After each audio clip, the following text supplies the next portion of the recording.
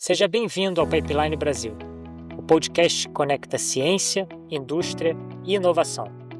Aqui, celebramos as mentes inquietas, as ideias que transformam e os caminhos que constroem uma indústria química mais forte, sustentável e brasileira. Neste espaço, vamos explorar análises técnicas, compartilhar trajetórias que inspiram, debater tendências que moldam o futuro da nossa indústria e provocar reflexões essenciais para quem acredita que o conhecimento é a chave para transformar realidades, sempre com excelência, objetividade e uma visão estratégica de longo prazo. Pipeline Brasil, a voz de quem faz ciência acontecer e transforma o país.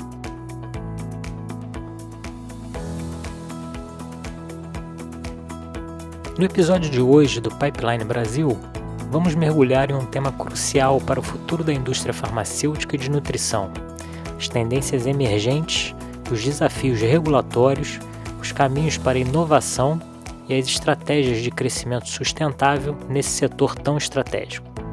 Para essa conversa, temos a honra de receber o Dr. Gesimar Souza, um profissional com sólida formação acadêmica e ampla experiência no setor. Graduado em Química e doutor em Química Orgânica pela Universidade Federal de São Carlos, Gesimar também realizou parte de sua formação no renomado Max Planck Institute for Chemical Ecology, na Alemanha. Empreendedor desde cedo, fundou a Acert P&D em Química e Biotecnologia e hoje atua como head de negócios para a área da saúde e nutrição do Grupo CEMIC, posição a partir da qual lidera iniciativas de inovação, parcerias estratégicas e expansão de mercado. Sua trajetória é um exemplo inspirador de como ciência pode se transformar em impacto real para a sociedade por meio do empreendedorismo e da integração entre pesquisa e indústria. Vamos lá! Bom dia, gente. Estamos aqui hoje para trocar uma ideia, conversar com o Dr. Gesimar Souza. Vocês viram aí a introdução que a gente fez sobre ele, é um cara super competente nessa área de inovação, principalmente na área de tecnologia, química. E, Gesimar, mais uma vez, muito obrigado por ter aceito o convite para estar aqui hoje, para a gente bater esse papo novamente, né? Nós já batemos esse papo há 4 anos atrás, quando a gente fez aquele episódio do podcast. Inclusive, eu achei os arquivos antigos daqueles podcasts, vou trazer à tona um pouquinho mais para frente, um spoiler aí para a galera. Mas eu queria, para aquele pessoal que não teve oportunidade de ouvir e que não conhece um pouco da sua trajetória, eu queria que você contasse um pouquinho como é que foi a sua formação e como é que isso culminou, né, com a fundação primeiro da Acert, para a gente poder chegar no estágio que você está hoje. Mais uma vez aí, obrigado, tá? Maravilha, Rodrigo. Na verdade, eu que te agradeço pelo convite, né? Essa iniciativa tua é muito bacana e tenho certeza que vão ter muitos frutos positivos sobre tudo isso. É sempre um prazer estar falando com você, falando para a tua audiência, falando sobre esse tema. Bom, contar um pouquinho do Gesimar, né? Até chegar no Acert, na minha adolescência, cara, coisas que começam por lá, eu era protótipo de jogador de futebol. Então eu cheguei a jogar futebol profissionalmente, mas antes disso rodei bastante. Morei no Rio de Janeiro, morei em Porto Alegre, morei em vários lugares. E chegou um dado momento da vida que eu falei, cara, ou eu sigo a carreira de jogador de futebol, ou eu vou ser, e é uma loteria, né? Ou eu faço alguma coisa da minha vida que pode ser mais uma carreira, né? E aí eu me lembro, cara, eu tava um ano adiantado no colégio, eu tive que voltar e fazer um cursinho, porque eu já estava há um tempo fora. E aí ali no cursinho eu falei, cara, o que que eu vou prestar, né? Já tinha prestado o vestibular para educação física e não tinha passado. Direto da escola pública, eu estudei minha vida inteira em escola pública. Já tinha prestado outro vestibular, não, também não tinha passado. E aí eu falei, não, agora eu vou pegar certo, é o tiro final. Ou é isso ou eu vou fazer alguma outra coisa na minha vida. E aí eu acabei me deparando com a química, né? Falei, cara, é isso que eu gosto, é isso que eu quero. E prestei o vestibular em Química. E eu sou aqui de São Carlos, nascido aqui em São Carlos. E para quem era nascido em São Carlos, você sempre tinha duas oportunidades aqui em casa, né? Ou estudar na USP, que tem o curso de Química, ou na UFSCar. E a UFSCar, por ser um campus grande, né? Era uma fazenda, tudo mais, ele sempre me atraiu mais, né? Tinha muito campo de futebol, quadra de futebol, então eu fui para cursar Química na UFSCar. Mas logo que eu entrei no curso de Química, né? Eu já entrei pensando em sair. Falei, cara, eu preciso me formar rápido, porque mesmo como protótipo ali de jogador de futebol, eu sempre estava acostumado a ganhar meu dinheirinho, né? Então, eh, eu já fui buscar as bolsas que tinham para ser mais rápido e eu botei uma meta de me formar no menor tempo possível, né? O curso de Química, a formação aqui na UFSCar são 4 anos. Eu acabei me formando em 3 anos e meio com foco para sair, para ir para a indústria, para fazer alguma coisa. Mas no meio do curso, eu conheci o Edinho, professor Edson Rodrigues Filho, né? Na verdade, eu já conhecia ele antes, mesmo de entrar na universidade, por conta do futebol. O Edinho é praticante do futebol. E o Edinho trabalhava ali com química de micro-organismos, com uma instrumentação analítica na parte de espectrometria de massas. E eu me apaixonei por aquilo e fui fazer iniciação científica com ele. E aí eu falei, cara, quer saber de uma coisa? Eu quero me formar cedo, mas não para sair da universidade. Eu quero fazer um doutorado, quero fazer alguma coisa assim. E aí eu fui, fiz doutorado direto, também com o Edinho. E desde então eu sempre fiquei numa certa dicotomia, sabe? Assim, cara, mercado de trabalho, vida acadêmica, como lidar com essas coisas, né? Quando eu estava desmotivado com a vida acadêmica, eu ia para o mercado de trabalho. E assim foi voltando, né? Então, ali no meio do doutorado, eu tive a oportunidade de trabalhar em alguns laboratórios que trabalhavam na parte analítica, na parte de espectrometria de massas, e tive algumas experiências muito produtivas na parte de bioequivalência, né? Então, trabalhei, foi aí que eu fiz os meus primeiros contatos com a indústria farmacêutica, e falei, não, é isso que eu quero da minha vida. Eu quero trabalhar em laboratório analítico. Nesse momento surgiu a oportunidade de eu fazer uma parte do doutorado na Alemanha, no Instituto Max Planck. Aí pensei comigo, falei, não, eu volto, defendo o mais rápido possível e vou para a indústria. Né? Já tinha mudado um pouco o pensamento. Eis que fui, cheguei. O Instituto Max Planck, como você bem conhece, é uma referência. E, cara, é impossível você estudar num local desse e não se apaixonar por pesquisa. Né? Não tem como. E especialmente muita pesquisa aplicada, mas também muita pesquisa de base. E aí eu mudei meu racional. Falei, eu vou voltar para o Brasil e vou para a área acadêmica. Voltei para o Brasil, já tinha uma empresa aberta com um amigo para a parte de assessoria e espectrometria de massas, fechamos a empresa. E aí, no final das contas, entre todas essas questões, fiz entrevista de emprego em várias empresas. Falei, quer saber? Eu vou abrir empresa. Já tinha tido uma experiência prévia, vou abrir uma empresa. E aí, eu defendi meu doutorado em 2 de fevereiro de 2009 e o Acert foi constituído o seu contrato social em 31 de janeiro de 2009. Então foi praticamente aí no mesmo dia que as coisas se deram. E vale destacar, Rodrigo, que a estratégia para a abertura de empresa, né, passa muito por uma experiência que eu tive na Alemanha, né? Então eu trabalhava com micro-organismos, muitos dos produtos que eu trabalhava, das substâncias químicas que eu trabalhava, eram tóxicos, alguns deles agentes de bioterrorismo. Então imagina, não podia tramitar com isso no avião, né, mandar para a comunidade europeia. E quando eu cheguei na Alemanha, o Axel, que foi o meu orientador, um grande amigo, o Axel me sugeriu, falou, Gismar, compra alguns desses materiais, né? Falei, beleza, fiz uma listinha, mandei para comprar. Falei, cara, vai demorar 90 dias, 120 dias, 6 meses, como demora aqui no Brasil para chegar. No outro dia, isso foi à tarde, no outro dia, na hora do almoço, estava em cima da minha mesa. Falei, não é possível isso. Não, isso não é possível, cara. Não é possível que a gente esteja tão atrás assim. E aí eu comecei a elaborar a ideia de abrir uma empresa para a fabricação de padrões analíticos, para a fabricação de alguns produtos, né? Claro, não sabia muito bem por onde começar, tinha tido uma experiência mais com prestação de serviços, e aí foi então que eu submeti um projeto, aqui no estado de São Paulo a gente tem um mecanismo do PIP, da FAPESP, que é um programa fantástico, para quem não conhece, convido aí a conhecer. Basicamente é um programa de incentivo à pequena empresa, né? Então a FAPESP subsidia algumas fases de pesquisa aplicada, né, mediante alguns acordos, algumas contrapartidas, né, coisas do gênero. E com esse PIP, então, eu dei início à abertura do Acert e de lá para cá é outro capítulo da história. Mas naquele momento, quando você funda aí a CERT aí que você falou no finalzinho de janeiro de 2009, o foco principal era nos padrões analíticos.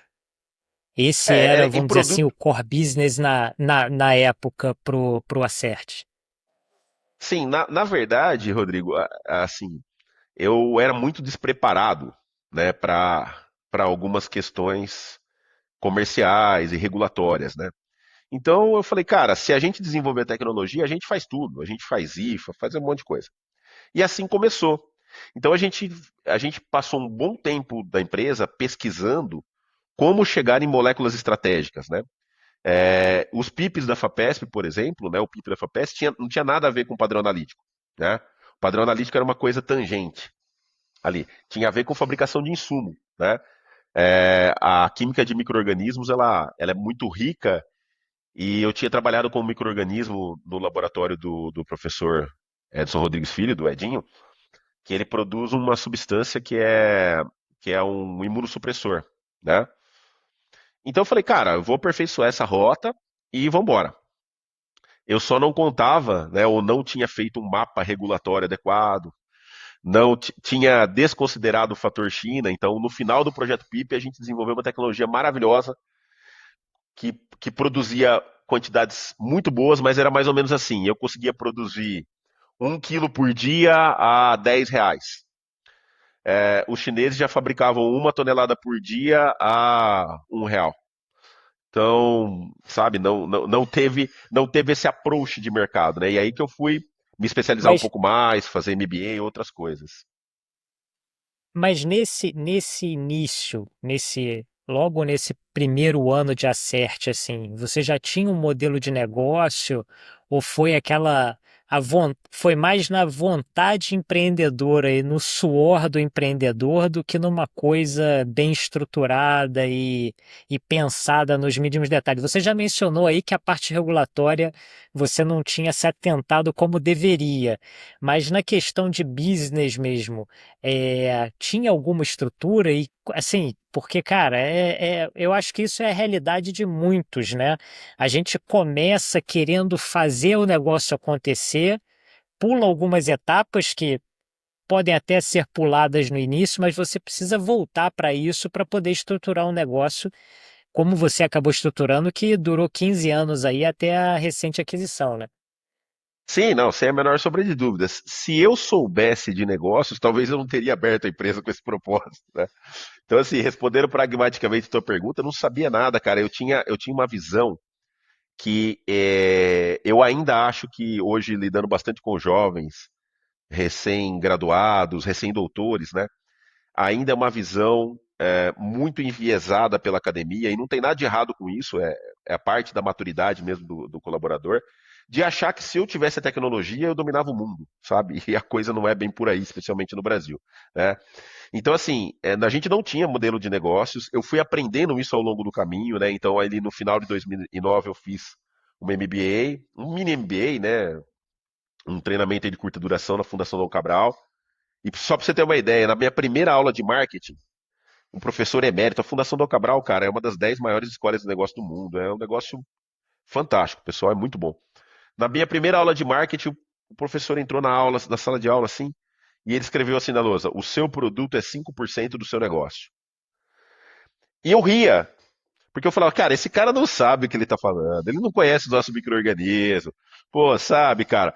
Ele não sabe que a gente faz controle de qualidade por espectrometria de massas e nada disso, né, cara?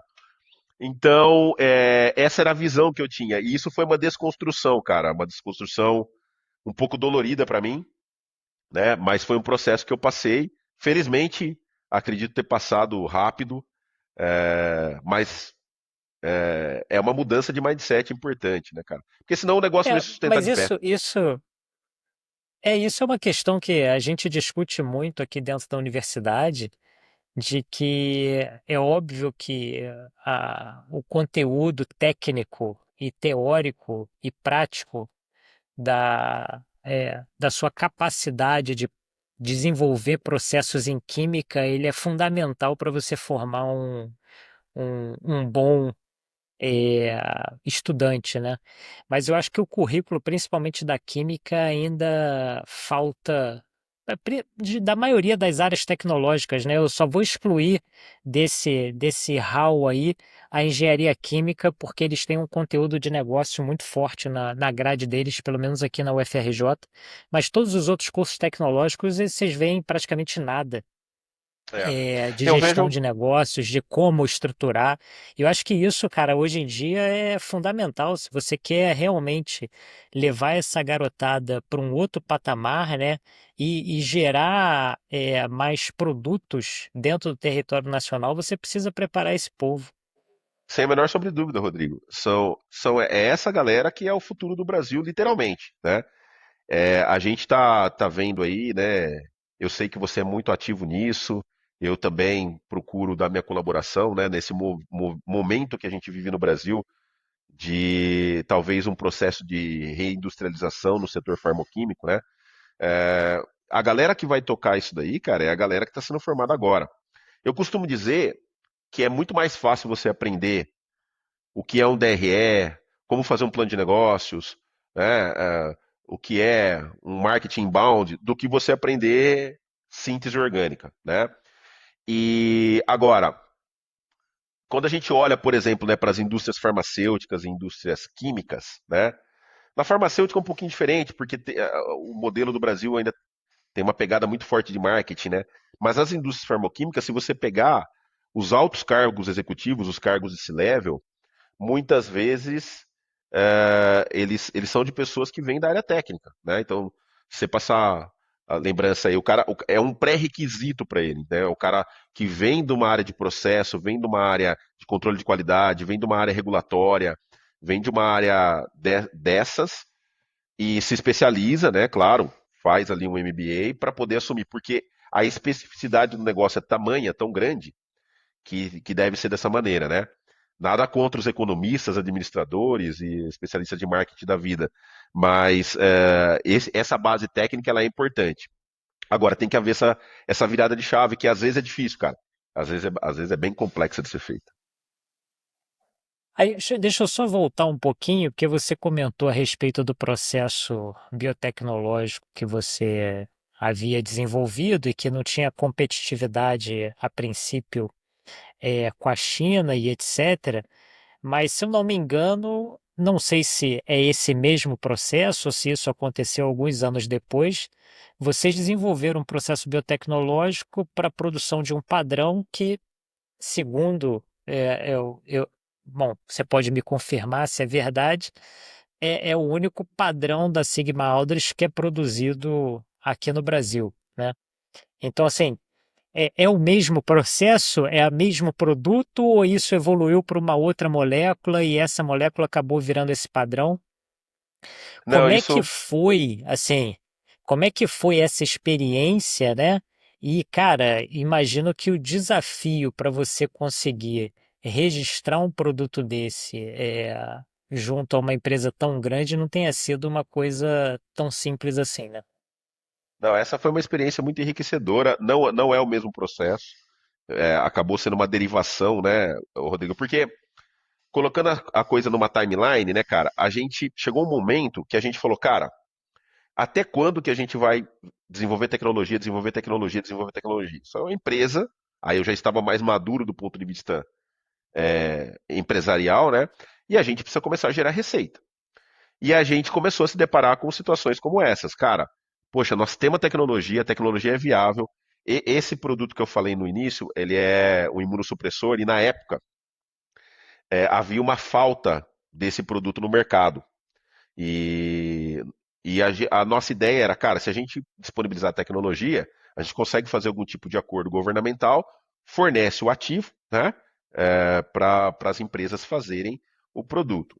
De novo, né, não tínhamos negligenciado algumas barreiras regulatórias e tudo mais. E aí a gente começou a olhar para essas tecnologias, Rodrigo, e falamos, cara, vamos ter que criar uma linha à parte disso, né? Aí veio um pouco. da síntese orgânica, vem um pouco de tudo isso, né? Que a gente usava muito base biotecnológica, para a gente começar a gerar receita, para a gente começar de alguma forma a entrar em mercados. E aí voltou a ideia do padrão analítico, né? A, lá a mesinha, lá no Max Planck, o padrão analítico, ele falou, opa, esse aqui é um mercado que a gente tem uma barreira de entrada um pouco menor, é mais desenvolver o negócio, né? Mas seguiram as linhas de pesquisa com alguns desses produtos biotecnológicos, antes de ir para a parte da parceria, né, das parcerias com indústrias. Vale a pena contar que um desses projetos, cara, a gente levou 7 anos pesquisando. Não é o mesmo produto, mas 7 anos pesquisando, e a gente conseguiu, através de uma parceria com o professor Robert Loder, professor da Universidade do Kentucky. Ele era da Universidade de Harvard, depois foi para a Universidade do Kentucky, agora não sei onde ele está, perdi o contato com ele. Mas através dele, através do meu ex-sócio, Fábio Barros, né, a gente conseguiu registrar esse produto como, esse ativo como um candidato a droga órfã para o tratamento de ebola, né, junto ao FDA. Então isso foi um marco muito, assim, deixou a gente muito feliz, muito bacana. Registramos. O FDA pediu para poder fazer a liberação disso, um ensaio clínico que na época acho que ficava em torno de uns 2 milhões e meio de dólares. A gente definitivamente não tinha esse dinheiro. A gente falou com alguns órgãos, né, governamentais, mas acabou que ebola não tinha tanto apelo assim e a gente não conseguiu o dinheiro e isso acabou, né, ficando no limbo. Mas essa trajetória é importante, Rodrigo, porque ela me trouxe um aprendizado muito grande no aspecto de o que eu preciso fazer para registrar uma IFA, como que o FDA funciona, como que funciona o mecanismo de drogas órfãs. Então, vamos dizer assim, foi uma MBA por si só nesta área, né? Então, aí eu aproveitei e apliquei esses conceitos a outros mercados. A história de padrões começou da seguinte forma. A gente estava começando a entender que tipo de rede de distribuição que a gente precisava aqui no Brasil, barreira de entrada, tal, estava engatinhando. E eu fui para um congresso, cara, em Florianópolis e por acaso sentei ao lado do Giuliano, que é representante da Sigma Aldrich aqui na nossa região de Ribeirão Preto. Acho que você deve até conhecê-lo, um cara fantástico. E ele, Gismar, o que você está fazendo? Eu contei para ele o projeto. Ele falou, cara, isso pode interessar para a Sigma Aldrich. Lá no congresso, você vai falar com a coordenadora. A época era a Elisa, acho que hoje ela não está mais lá na Sigma Aldrich, seguiu carreira em outro local. Eu conversei com a Elisa só perguntou assim para mim, Gismar, você tem condição de fazer um briefing em inglês para mim, disso tudo que você está falando? Eu tenho sim. Fui pro hotel à noite, fiz o briefing, mandei para ela mandou para a rede.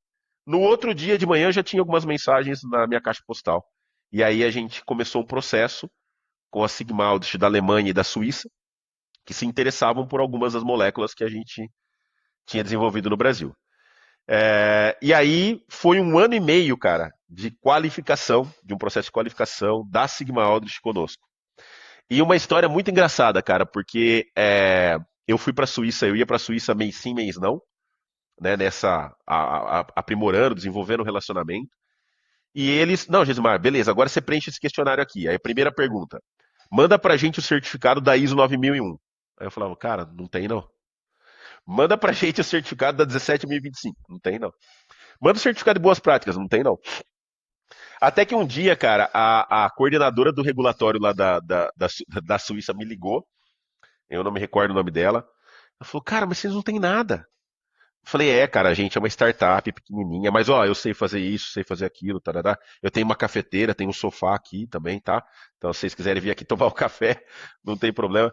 E ela falou, não, tudo bem, eu vou conversar aqui internamente, mas assim, a gente gostou muito da ideia e vamos tentar ajudar você. Então, eles foram ajudando a gente nesse processo de qualificação, né? Então, embora a gente não tinha nenhuma ISO, eles foram dando a letra e pedindo para a gente as modificações de processo que seriam importantes. A gente colaborou muito com eles no controle de qualidade, né? Alguns dos produtos eles faziam controle de qualidade na época só por TLC, e a gente entrou com algumas ferramentas mais sofisticadas, né, cara, para alguns produtos e tal. Mostramos que tínhamos métodos validados, enfim. E a coisa aconteceu em dezembro de 2011, janeiro de 2012, eu não lembro, a gente fez a primeira exportação de um produto para Sigma Aldrich. E depois foi uma ação muito bacana. A gente seguiu exportando em fluxo contínuo até mais ou menos 2015, 2016, quando a Sigma-Alt Caramba. foi comprada, quando foi comprada pela Merck. E aí, quando ela foi comprada pela Merck, a gente recebeu um comunicado, né? A Merck comunicando os fornecedores, falou: olha, vocês continuam como fornecedores cadastrados, mas a gente tem outras opções, então, né, o fluxo deve interromper. E aí a gente não fez mais nenhum processo de exportação. Agora, recentemente, a gente discutiu um projeto muito grande com a Sigma nos Estados Unidos.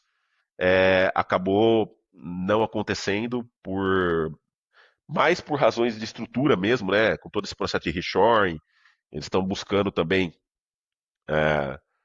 criar uma estrutura interna, então a gente deixou meio que eles deixaram em stand-by, mas evoluiu bastante, era uma coisa aí para um volume grande aí, né, de produtos. Mas essa é mais ou menos a Agora, história. E aí, assim, e aí, pegando. pode falar, Não, perdão. pode continuar, por favor. Não, eu só ia dar a acabativa dizendo que esse mecanismo também, em paralelo, a gente foi desenvolvendo a nossa linha de serviços, né? Aí em 2012, né? O Fábio Barros, que eu já tinha trabalhado em vários locais, popular Cebolinha, um ícone do mercado farmacêutico, ele estava fechando um laboratório, ele entrou em contato comigo e falou: cara, você quer comprar meus equipamentos? Falei: cara, você quer ser meu sócio? Ah, beleza. Então a gente, a partir dali, virou sócio com o objetivo de desenvolver também uma linha de serviços analíticos. Assim, eu vou voltar nessa parte dos serviços analíticos, porque também me interessa bastante da gente discutir um pouco sobre isso. Mas antes, só fazer pegar um gancho no que você comentou, porque eu acho que é um tópico bastante recorrente e que eu acho que é importante, né? A gente está falando aí de 2010, 2011, né? Quando você começou a fazer a produção desses padrões, e você está falando da dificuldade regulatória para uma startup poder atender requisitos que são diferentes de uma indústria farmacêutica grande, né? E aí, quando a gente dá um pulo no tempo para 2025, você vê que não tem diferença alguma, né? O cenário regulatório, assim, eu vou dizer que ele continua o mesmo no sentido de que não houve avanço no regulatório para startups de base tecnológica, como era a CERT lá em 2009, 2010.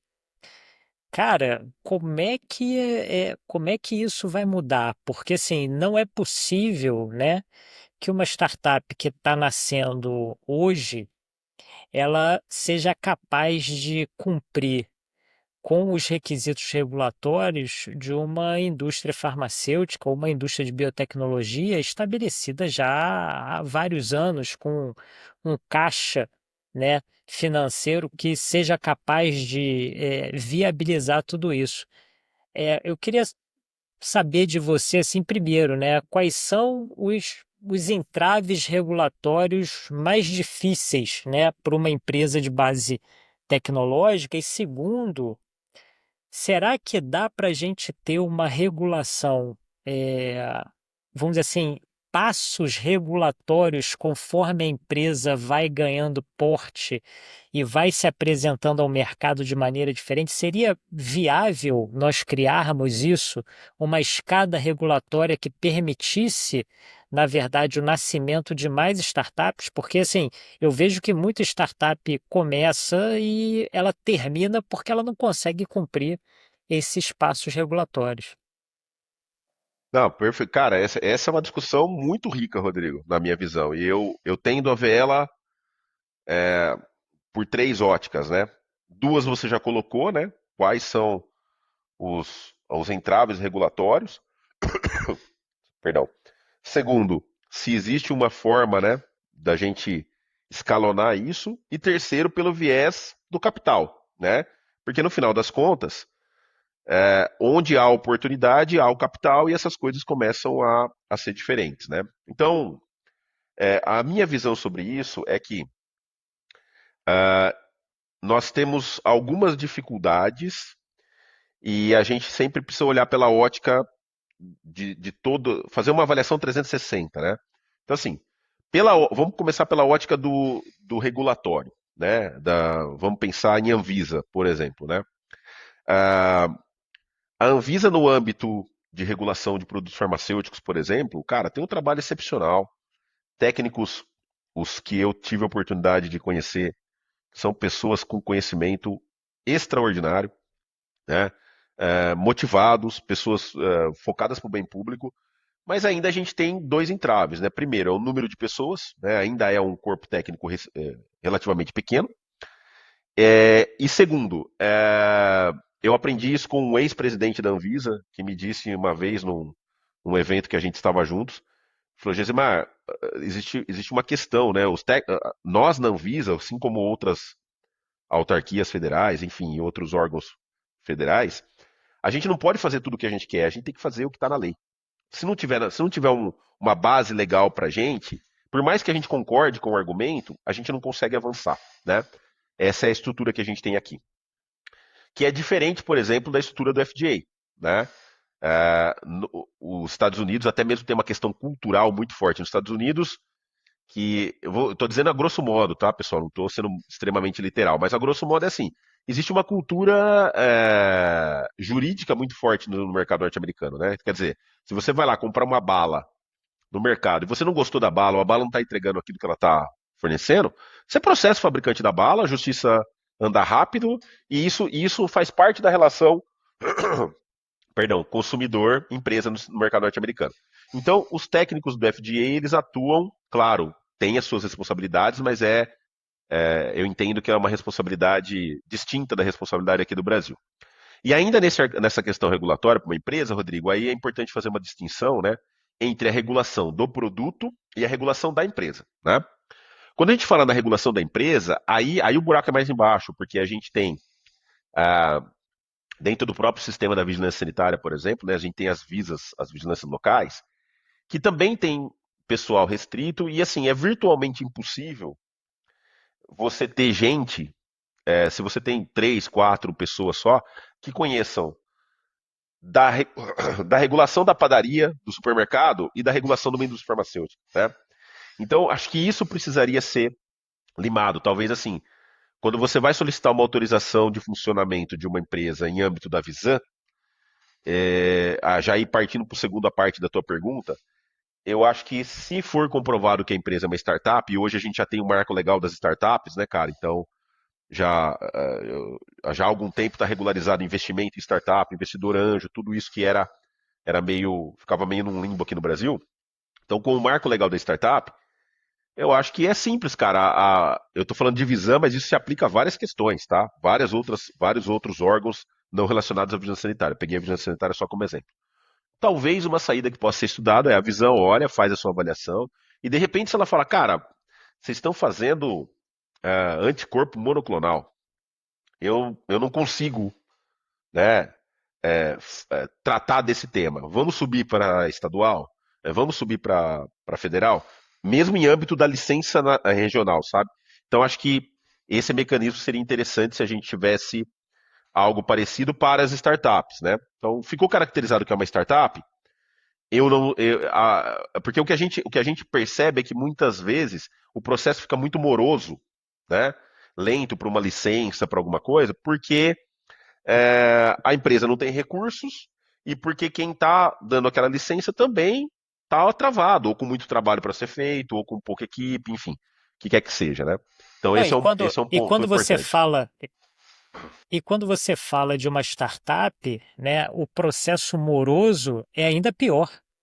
Porque assim, a startup não tem tempo para esperar, ela não tem tantos produtos assim disponíveis, né, que ela possa gerar recurso com outros produtos que estão rodando enquanto ela espera a aprovação de um outro processo.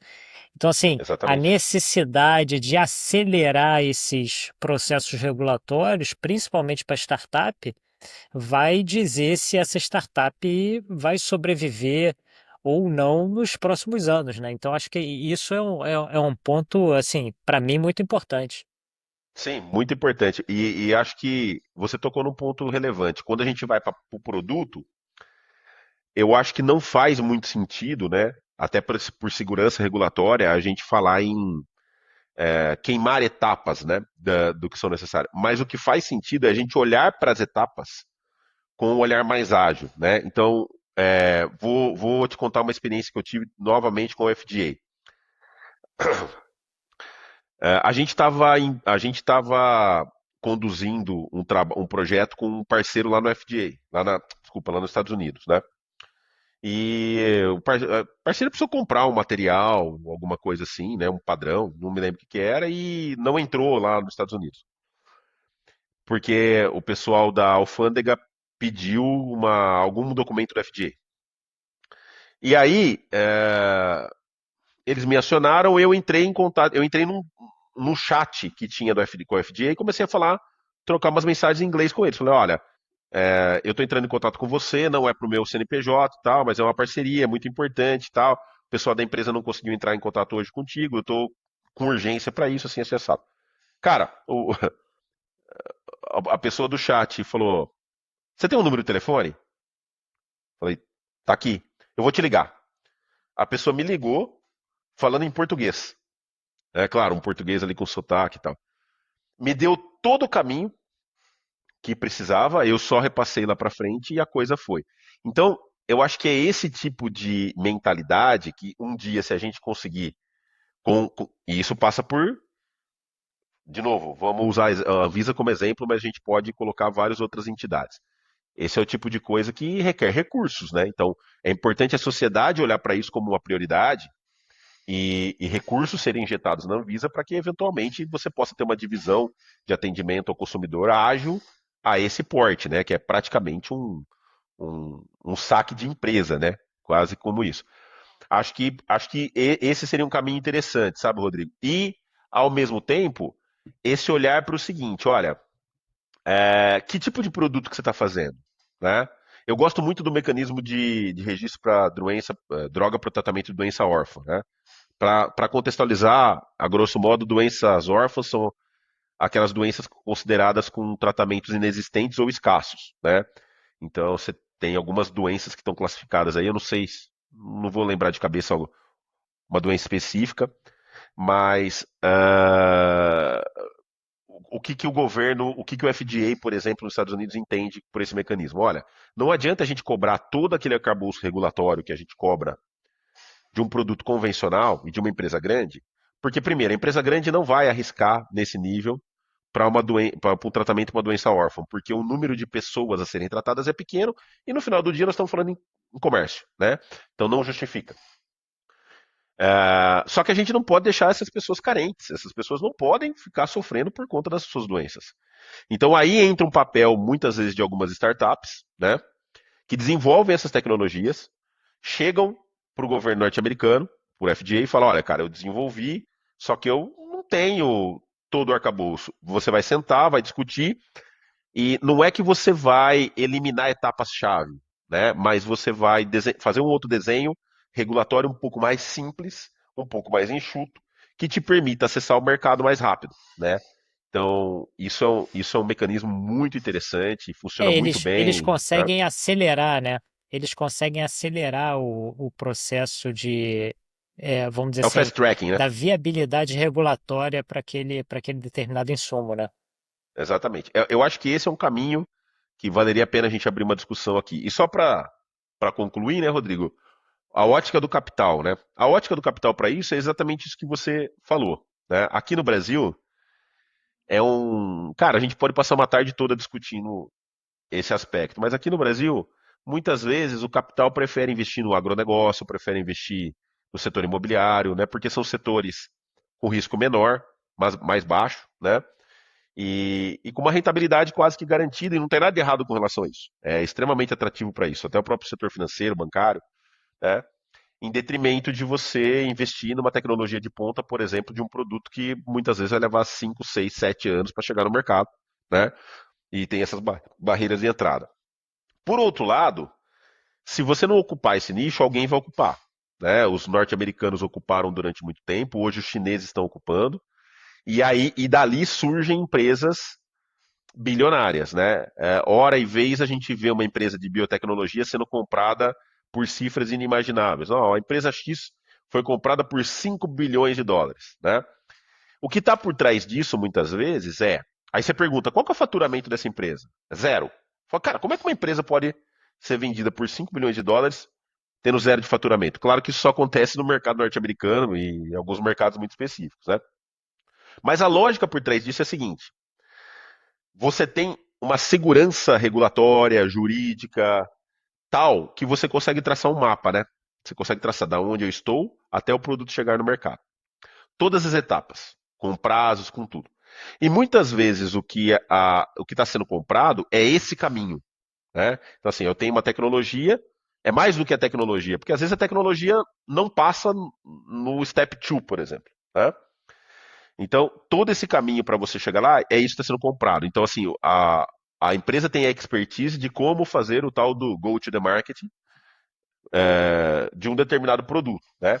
E claro, não são, certamente, aí nesse exemplo que eu dei, 5 bilhões de dólares. Não é que o cara chega e faz um cheque de 5 bilhões, o cara dá uma entradinha ali de 2, 3% e vai condicionando a cada milestone que você vai conseguindo um novo aporte. E esse aporte normalmente é utilizado para financiar o próximo estágio, né? É uma parte claro, né, para quem está à frente, para as pessoas que estão no negócio, mas o grosso do dinheiro é para você financiar o próprio próximo estágio. Então, essa segurança e essa agilidade traria para nós, do setor, uma competitividade maior por isso, né? Então, você conseguiria sentar, por exemplo, com grandes fundos de investimento e falar: olha, eu tenho um mapa aqui que eu vou colocar esse produto no mercado em 3 anos. Tá? Tá aqui. Todo mundo valida, as consultorias validam e tudo mais. Tá, beleza, tá validado. Qual que é o potencial de exploração desse produto no mercado? É X, então a coisa vai. Então, acho que essa olhar para o regulatório com esse olhar que você propôs, eu acho importantíssimo. Só por fim, né? Não esqueço da ressalva de que sempre é importante olhar também pela ótica do órgão regulatório, as limitações, perdão, e as eventuais dificuldades e todos trabalharmos juntos nisso. Você comentou uma questão agora que, assim, eu sempre busco colocar isso também no foco da discussão, porque eu acredito que o cenário brasileiro também não tem ajudado muito, que é o financiamento a essas empresas nascentes, né? Você está em São Paulo, você tem vamos dizer assim, o privilégio de ter a FAPESP aí com os programas bastante robustos de financiamento à inovação vamos dizer assim, ao nascimento de novas empresas, né? Mas se você olhar de uma maneira geral para o financiamento do governo federal, é muito difícil, né? Inclusive, você vê o que os editais, por exemplo, que a Finep lança para startups, são mais editais de mentoria do que editais propriamente de mão na massa e vamos botar dinheiro para vocês poderem fazer esse produto que é importante. Esse é um E aí gargalo. eu queria separar a minha colocação em dois momentos, assim. Primeiro, o seguinte.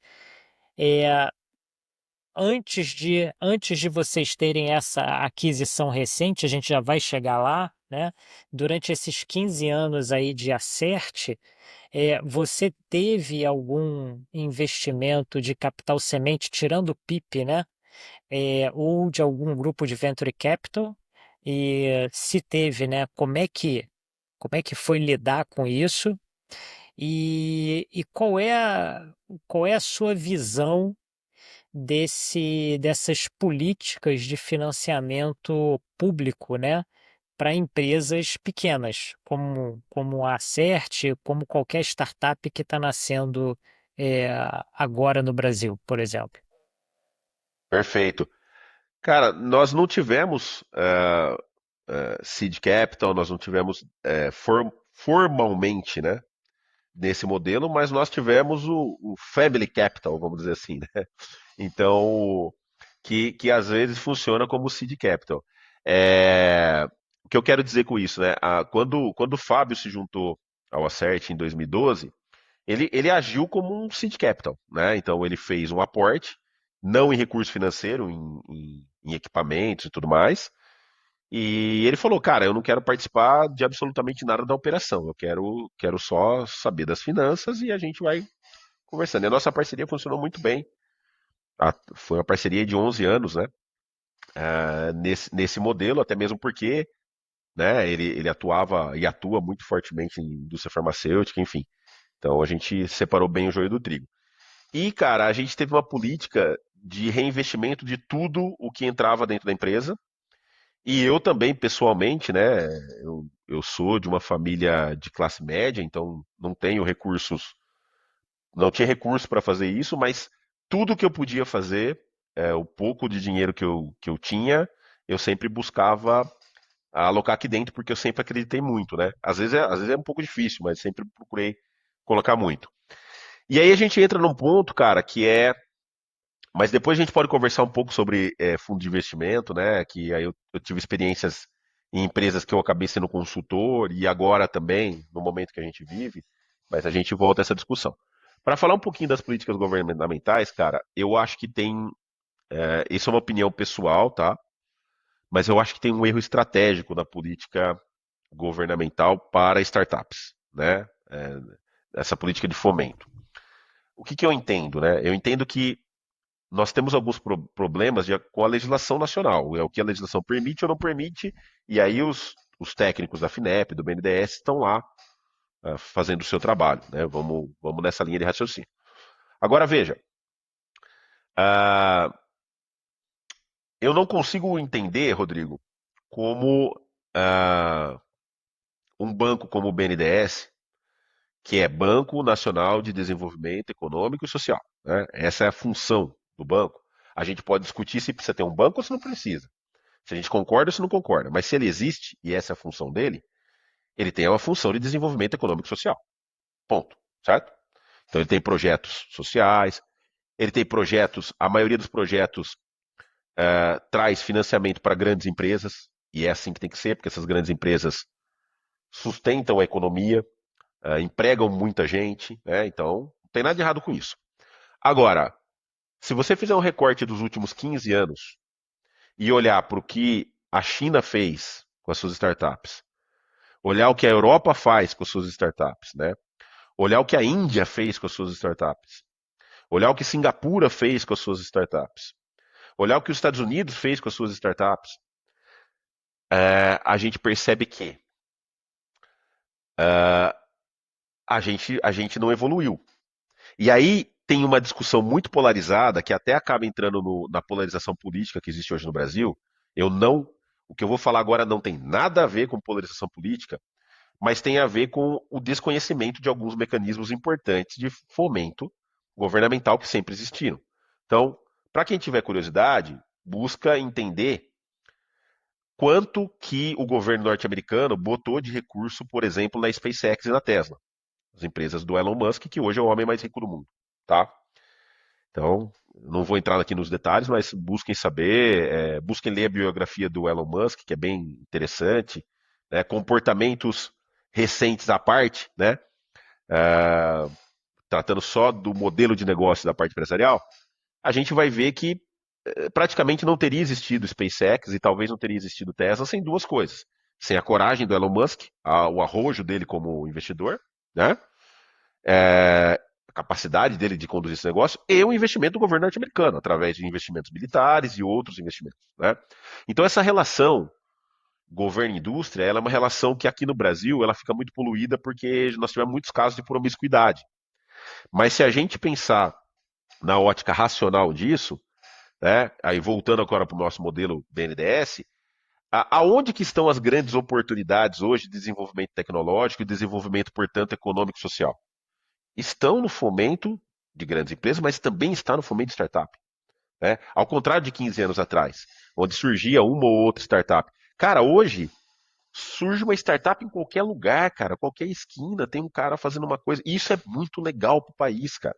É muito bacana, né? Então acho que aí falta uma Eu política, por arriscaria exemplo. dizer, eu arriscaria dizer, inclusive, Gesimar, que se a gente está buscando inovação radical, você só vai encontrar isso no ecossistema de startup. A gente não vai Exatamente. encontrar hoje. É óbvio que vão existir exceções, eu não posso generalizar, né? Mas a inovação radical ela está majoritariamente localizada no ecossistema de startups, né? Nos malucos que não sabem nada de negócio e acha que vai fazer matéria-prima para o mercado farmacêutico que vai sair vendendo amanhã, né? E é bom que esses caras não saibam de negócio, é isso que eu falo, né? Só abrindo um breve parênteses, né? A gente comentou um pouco das universidades, eu acho que está havendo uma evolução. Hoje eu vejo cadeiras de empreendedorismo dentro da universidade. Para quem não conhece, busque saber sobre a carreira do professor Fernando Dolabella, professor da Universidade Federal de Minas Gerais. A linha de pesquisa dele é empreendedorismo. Ele tem um livro que é um ícone para a parte de empreendedorismo. Eu não, me fugiu o nome agora do livro, mas eu vou lembrar qualquer coisa depois eu coloco aí na descrição para vocês verem. O Segredo de Luísa, alguma coisa assim. Posso estar enganado. Mas só buscar Fernando Dolabella, vocês vão ver. Então ele foi um pioneiro do ensino de empreendedorismo, né? Agora, você tem que ter um pouco de maluquice para você encarar isso e fazer inovação radical, especialmente se você estiver no Brasil, né? Tem que ter um pouco de falta de noção, isso é verdade, isso é bom, tá? Agora, quando a gente olha para o mecanismo de público de financiamento, vamos imaginar, o BNDES trabalha lá por lei, né, com algumas questões de garantias, que você tem que ter 130% de garantias para você tocar um determinado projeto, né? O projeto é limitado ou pelo valor do contrato social da empresa ou pelo faturamento anual da empresa.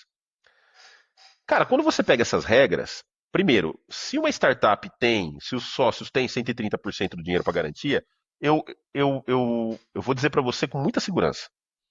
95, 99% dos empresários já teria botado esse dinheiro lá, cara, porque o cara tá ali pela ideia, ele tá ali para executar. Então ele não vai parar para falar assim, não, eu vou deixar o dinheiro numa aplicação, eu vou pedir o dinheiro, vou pedir, se eu tenho 1.300.000, aí eu tenho garantias para pedir 1 milhão para o BNDES, e o BNDES me fomenta, eu pago aos poucos ele. Não é essa a pegada. O cara pega 1.300.000 e joga dentro do negócio, cara.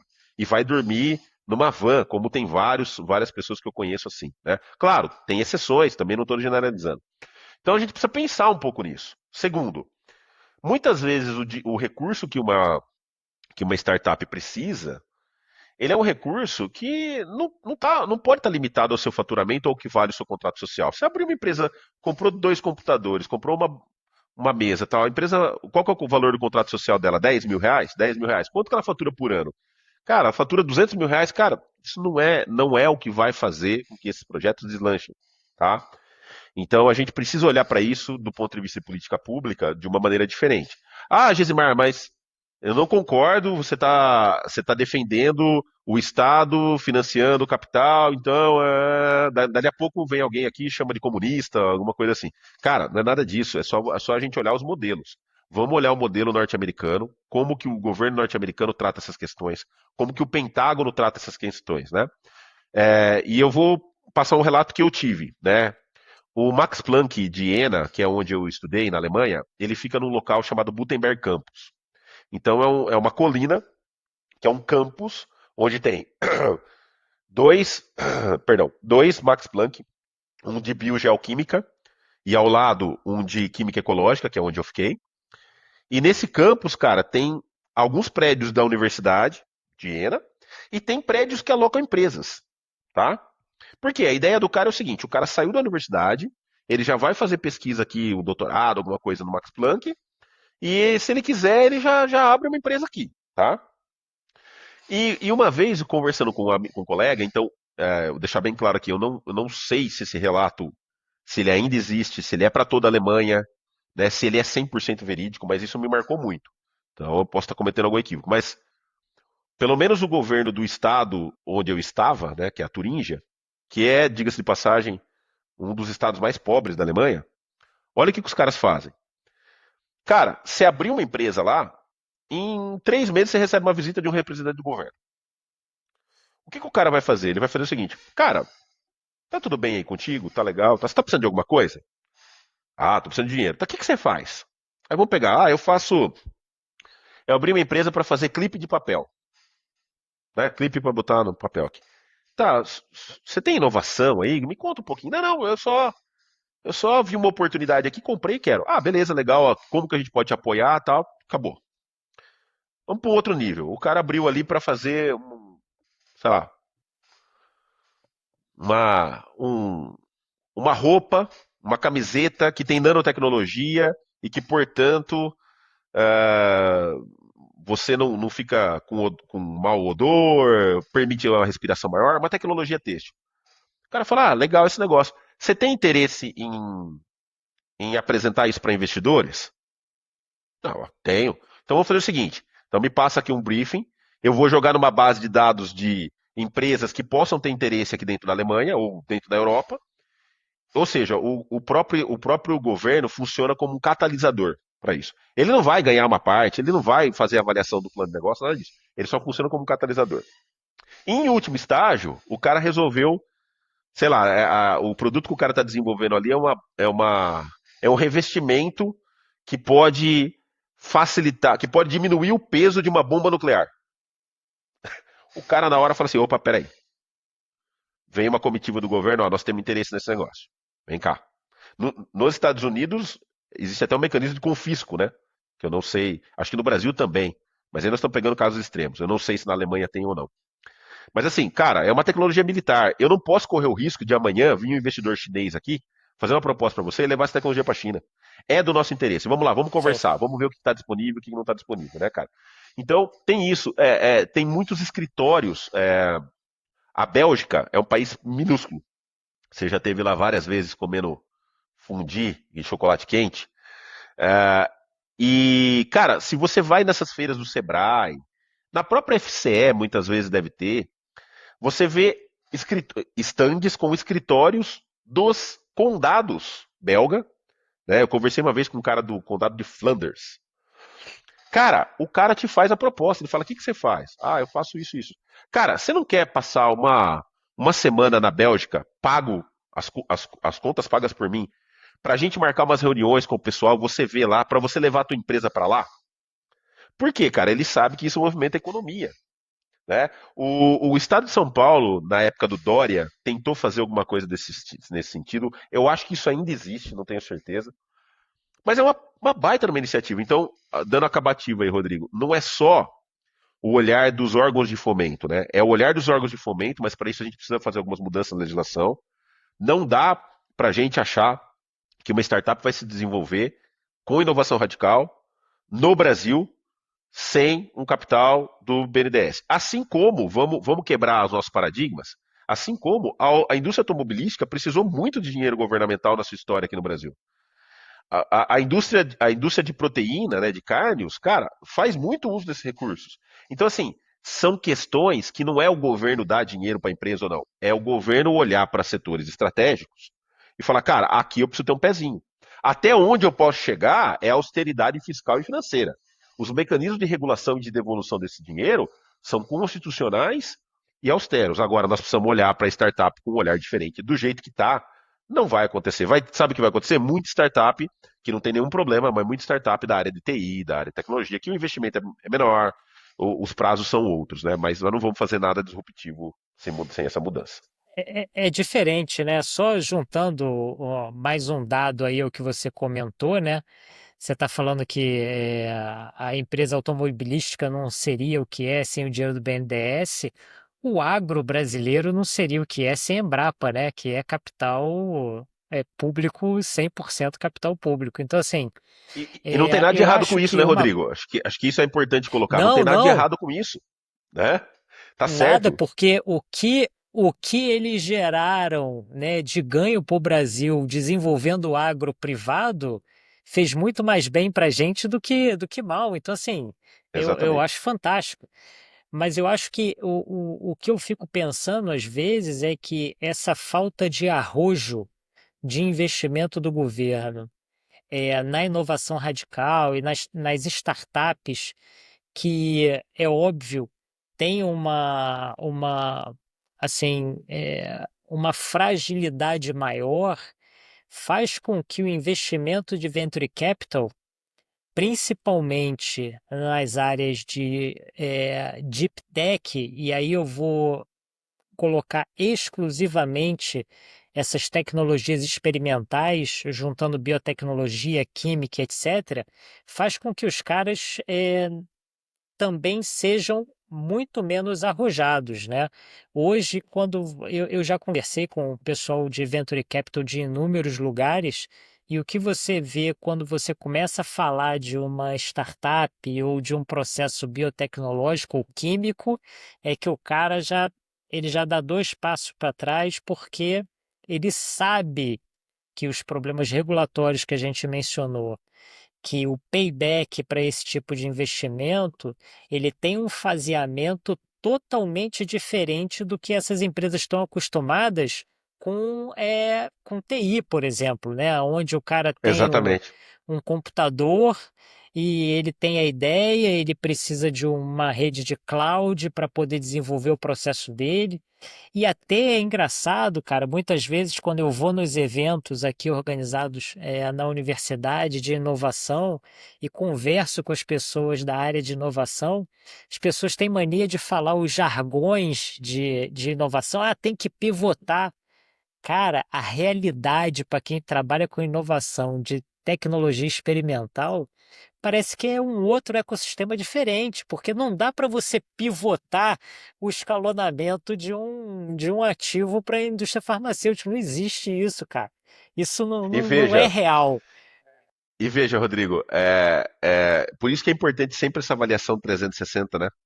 Assim, olhar com os olhos de quem está lá no regulatório, os olhos de quem está fazendo a pesquisa, os olhos do investidor, né? Para não dizer de outros olhares. Porque o investidor está certo, né? Se você for avaliar, por exemplo, cara, onde eu tenho menos risco, onde eu tenho um retorno mais adequado, é aqui. A gente faz isso na nossa vida, né? Você vai lá, coloca dinheiro na poupança, não porque você quer ganhar muito dinheiro, mas porque você sabe que o risco é baixo, né? Agora, tem gente que é mais arrojada e vai para um risco mais alto, né? É, o outro olhar, que é o olhar exatamente, você pegou um exemplo que eu acho que é muito bom, né? Não dá para você pivotar, não dá. Esse é o core do que você está fazendo.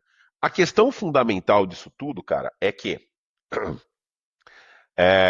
a gente, eu tenho ficado um pouco chateado quando eu faço algumas reflexões sobre o Brasil que eu imaginei viver quando eu tinha 10, 11 anos, depois quando eu tinha 20 anos, depois quando eu tinha 30 anos, e eu não vou falar agora a minha idade, mas né, mais recentemente.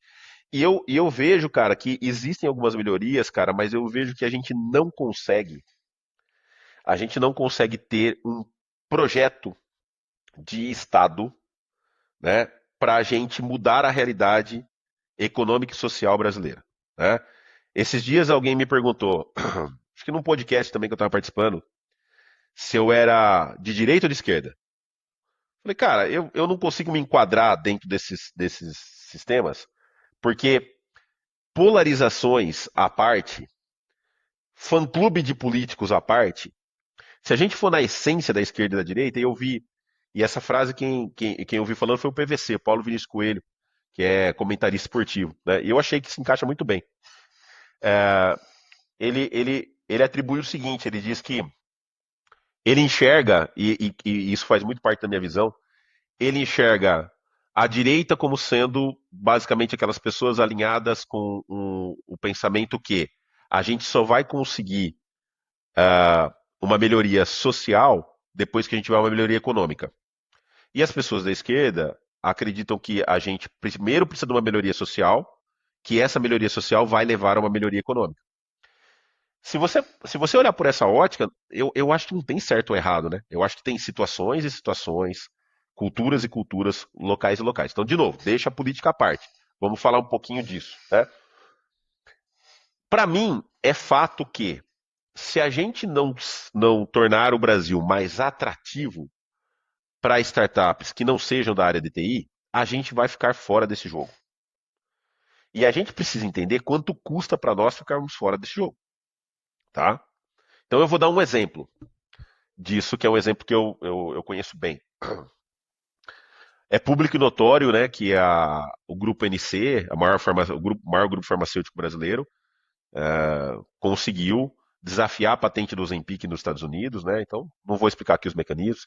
Esse é um projeto que eu acompanho de perto, é um projeto de 13 anos, né? O meu ex-sócio está à frente desse projeto. É lindo esse projeto, cara. É muito legal. E assim, precisou de uma maturidade também dentro da empresa para o pessoal dar esse passo, né? Que é um passo mais, uma inovação mais próxima aí de disruptiva, né? Ainda a gente pode classificar como disruptiva, não disruptiva, mas mais próximo. Mas no frigir de tudo isso, é só porque o projeto é atrativo financeiramente, tá?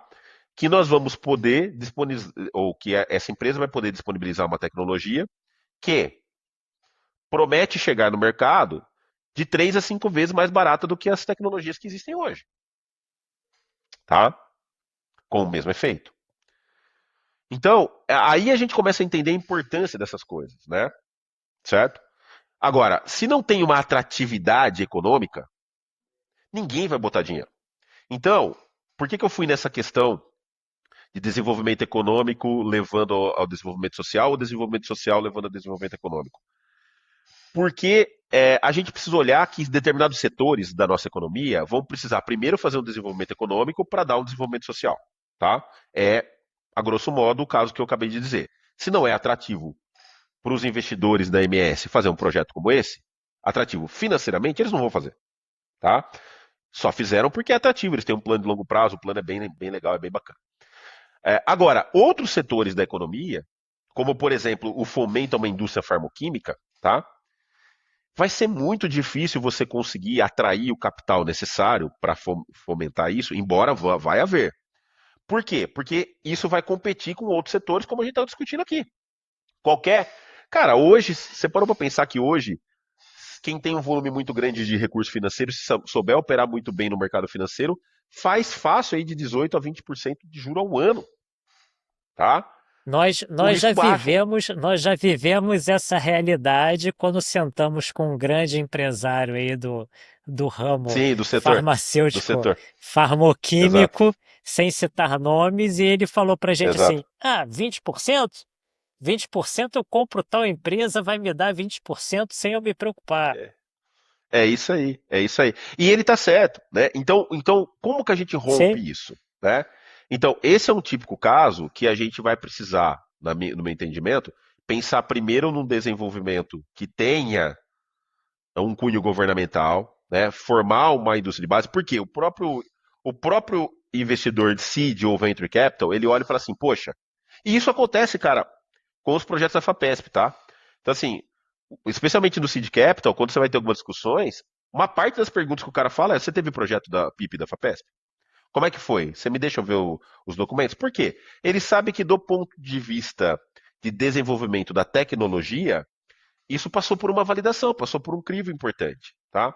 Então, isso é parte da construção do processo. Agora, se o cara chega aqui na minha empresa, eu falo assim, cara, eu vou desenvolver uma goma de mascar que você mastiga ela, em 3 meses você perde 10 quilos por mês, tá? Vou desenvolver. O cara vai falar, tá bom, me conta um pouco mais do projeto. Cara, você teve um pipi da FAPES? Não, não tive. O cara vai falar, pô, então, cara, será que essa tecnologia realmente funciona? Lembrando que o cara não tem a expertise técnica, né? Enfim, isso tudo está conectado. Então, né, fechando essa discussão aí, cara, eu penso que a gente vai ter que olhar para isso, e eu acho que a grande dificuldade é que quando a gente vai ter que olhar para isso e a gente pensa que a lei tem que ser mudada, né, ou tem que ter alguns mecanismos legais para que o BNDES possa fazer isso, aí a gente vai entrar na seara política, aí a gente vai entrar em alguns interesses políticos, a gente vai entrar na discussão política. Não, mas esse aí, se o cara for do partido X, a oposição vai falar: não, esse projeto é ruim porque é do partido X. É difícil a gente conseguir sentar à mesa e falar assim, cara, eu tenho uma visão X e você tem uma visão Y. Elas são contrárias. Mas nesse projeto aqui, ó, nós temos que pensar no Brasil de 20 anos, 30 anos, 50 anos. E isso me frustra bastante, cara, porque eu acho que a gente está muito longe. E eu vejo só piorar isso ao longo dos dias, né? A gente vai ficar muito para trás. Daqui a pouco vai chegar um sul-americano aí, né, que consiga ter uma coesão maior, vai ser a bola da vez, nós vamos ficar para trás. Estou falando no nosso território aqui, tá? Terras sul-américas, né? Terras sul-américas. eu acho que uma coisa que você colocou e é importante, né? Eu acho que quando você tem um- uma estrutura não tão bem desenvolvida assim, né? Estou falando no que diz respeito à quantidade de mentes que trabalharam naquilo. o nosso ecossistema de inovação na parte de desenvolvimento de tecnologia experimental ainda é pequeno, né? Nós não temos muitas empresas, nós não criamos ainda uma massa crítica, né? E eu acho que quando você ainda não tem essa massa crítica, a necessidade desse carimbo, que é o que você está falando, de ter passado pela FAPESP, ter passado pela FINEP, ter passado pelo BNDES ou qualquer outro fomento federal ou estadual, é, faz com que o investidor já fique assim, putz, o cara, né, passou por esse crivo, ele já se sente um pouco mais, vamos dizer assim, confiante, né? E tira dele um pouco da responsabilidade também, que se der errado, ele vai falar assim, pô, deu errado, mas ó, Fapesp botou dinheiro nos caras, deu um azar. Exato, Então, assim, exato, o que a gente precisa nesse momento é criar essa massa crítica para que essas decisões de investimento possam ser feitas, né? E isso vai demorar anos, que essas decisões de investimento possam ser feitas sem a necessidade de um prévio investimento de capital público, né? Mas é exatamente. óbvio que isso, para que a gente possa criar essa fundação, a gente precisa de dinheiro do governo e eu particularmente não vejo outra saída se não for assim. Penso de forma similar, Rodrigo. Acho que você colocou E, exatamente o ponto. e aí seguindo, indo e voltando nessa estratégia de financiamento, eu queria que você comentasse como é que foi então assim essa transição da Acert, sendo então fazendo essa fusão, né, essa aquisição pela CEMIC. Como é que a Acert se estruturou ao longo dos anos para que isso fosse possível? Porque eu acho que isso é o sonho de qualquer empreendedor que inicia uma startup, que você possa ou crescer a um ponto de se tornar realmente uma indústria, ou que antes que isso aconteça, que você possa ser adquirido por um grupo maior, que é, eu diria, um prêmio, né? Um reconhecimento pelo trabalho que você fez e da onde você chegou. Queria que você contasse um pouquinho para a gente como é que foi esse processo, né? Como é que hoje, é, que não é, eu não sei se ainda continua sendo chamado de Acert ou se já foi incorporado 100% ao portfólio CEMIC, e qual é a sua visão aí para os próximos anos, agora como o head de Life Sciences aí? Beleza, não, essa discussão ela é muito rica, cara, e muito bacana também. Só fazendo a resposta para a última pergunta tua aí, hoje nós somos CEMIC Acert, tá? Então Ah, tá bom. esse é o nome formalizado, tá? Cara, idealmente, hoje, né, a gente já se conhece, né, Rodrigo? Você sabe que eu tenho outras empresas, né? Algumas que foram abertas é, mais ou menos na mesma, um pouco depois, mas ainda com uma mentalidade de negócios muito pequena, né?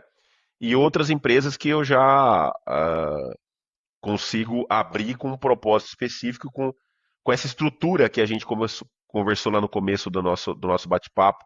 Aí sim, já mais estruturado, com um plano mais bem definido, um caminho mais bem acertado, né? Mas eu acho que, idealmente, todo empreendedor, quando abre uma empresa e começa a ver que a coisa começa a engrenar, passa pela cabeça dele algumas coisas, né? Ah, primeiro, né?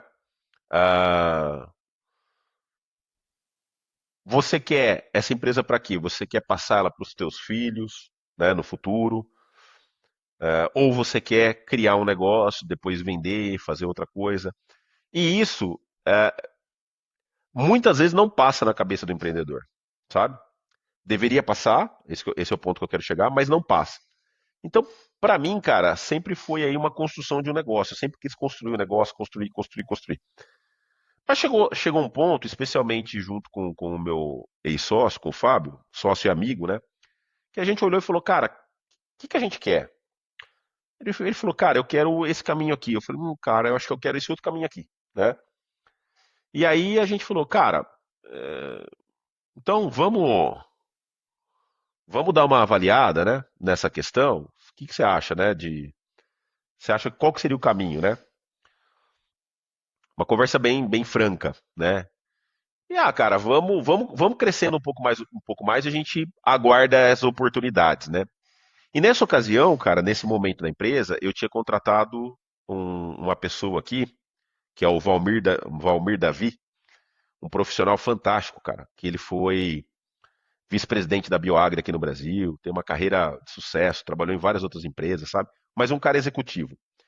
Só que olha que curioso, ele é executivo, mas depois, né, eu fui descobrir que ele se formou em Química na UFSCar, fez mestrado, não lembro se foi na UFSCar, mas ele fez mestrado, doutorado na UFSCar com o professor João Batista. Depois ele foi trabalhar na Cutral e ele já fez Nossa, uma mudança muito rápida de negócio. Já fez uma mudança muito rápida para de negócio. Então, de novo, né, cara, veja, um executivo que tem uma bagagem técnica, né? Hoje eu trabalho com executivos aqui dentro da CEMIC que são executivos mesmo, economistas, administradores, e eles são muito bons. Só que eles precisaram entender o negócio, né? E hoje eles entendem o negócio de cima a baixo. Então é o caminho ao contrário, tá? Então dá para fazer dos dois lados. Mas voltando ao Valmir, ele tinha se juntado à nossa equipe e ele já estava fazendo algumas mudanças aqui na empresa, né? Trazendo, como diretor de operações, estava trazendo alguns conceitos importantes, aprendendo um pouco do mercado conosco, né? E foram anos aí muito bons com o Valmir. E o Valmir já tinha participado de processos de compra, fusão e aquisição de empresas, né? No antigo trabalho que ele tinha, ele liderava uma parte desse negócio, enfim. E aí, em uma conversa interna, né, ele falou, cara, um caminho para vocês, se vocês tiverem interesse, é a venda da empresa, né? E eu nunca pensei na minha vida em vender a empresa. Aí eu me lembro que a gente foi tomar um café e ele falou pro Fábio, você venderia a empresa? O Fábio, eu venderia porque eu tenho um filho estudando nos Estados Unidos, eu tenho outros projetos e tal. Eu acho que poderia ser um caminho.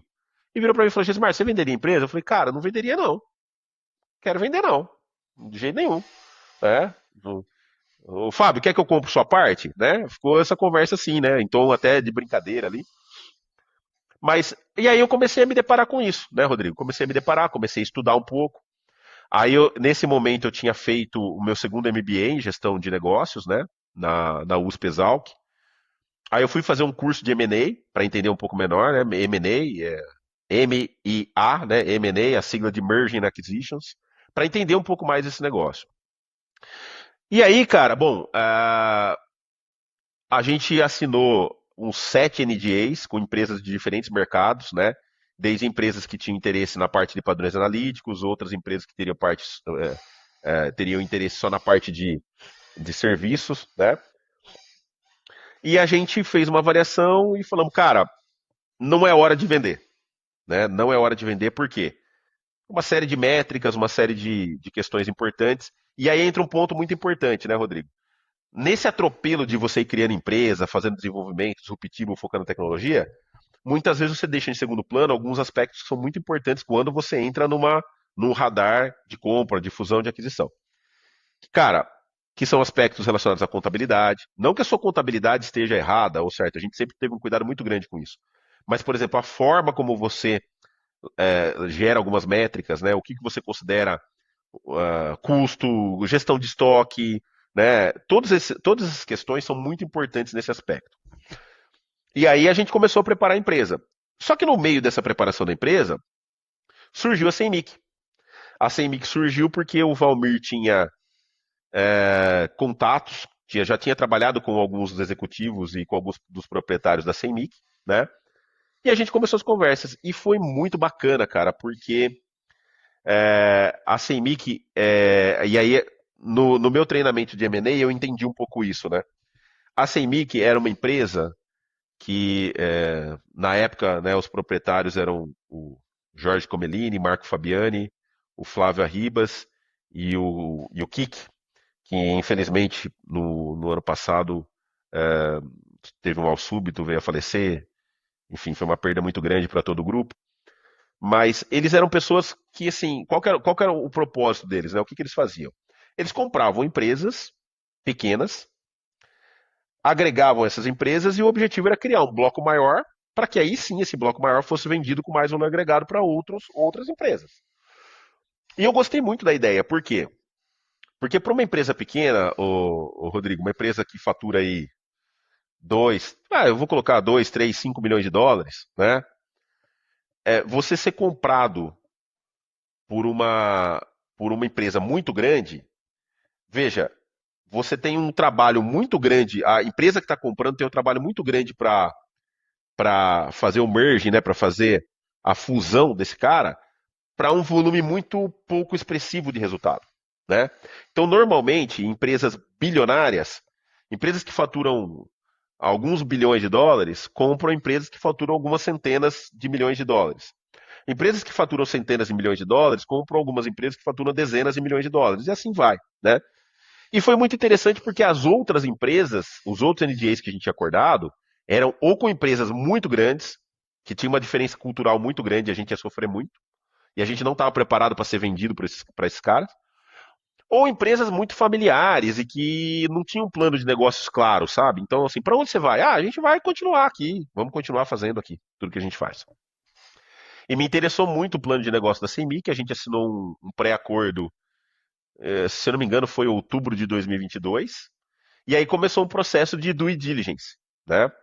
A due diligence nada mais é do que uma avaliação de toda a parte documental, contábil, aí vai a parte jurídica, a parte de qualidade, a parte técnica, é, vão sendo levantados riscos, né? Riscos ambientais, riscos fiscais, riscos riscos trabalhistas, tudo isso, cara, tudo isso é avaliado. E também foi uma coisa interessante por parte da CEMIC, porque a CEMIC propôs para nós que a própria equipe da CEMIC fizesse isso, né? Porque normalmente o padrão é você contratar uma consultoria especializada para isso, isso custa caro, né? E às vezes você não está adequado com a linguagem. Mais uma vez, né, Rodrigo? Você está focado na tecnologia, está focado ali nos clientes, você não está focado nessas questões, né? Então foi muito bacana. No processo de due diligence, a gente, né, acabou chegando a um acordo, né? O acordo envolvia a saída em definitivo do Fábio, que era o Fábio, assim, se houvesse essa mudança, ele realmente não tinha interesse em ficar, porque ele não tinha nenhuma atividade na operação. E me foi colocado que uma das condições, né, para que o negócio funcionasse é que eu fizesse é, um acordo, né, onde eu ficasse por um período de tempo.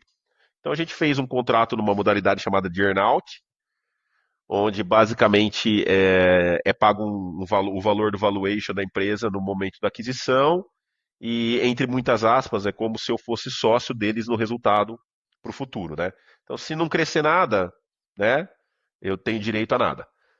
Crescendo, eu tenho um acordo, né, que envolve isso, né?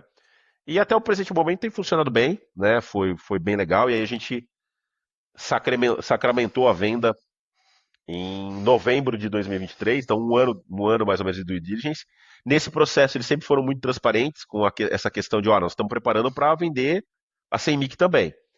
E aí eu tive a oportunidade de participar de algumas discussões, a CEMIC acabou, uma semana depois que comprou a CERT, a CEMIC acabou sendo vendida para o grupo Fena, né, um grupo britânico, né, então M&A para lá e para cá, e aí foi uma modalidade um pouco diferente. A Fena comprou 51% da CEMIC, que é, só para quem não conhece, a CEMIC atua, tem mais de 12 laboratórios espalhados em toda a América Latina, né?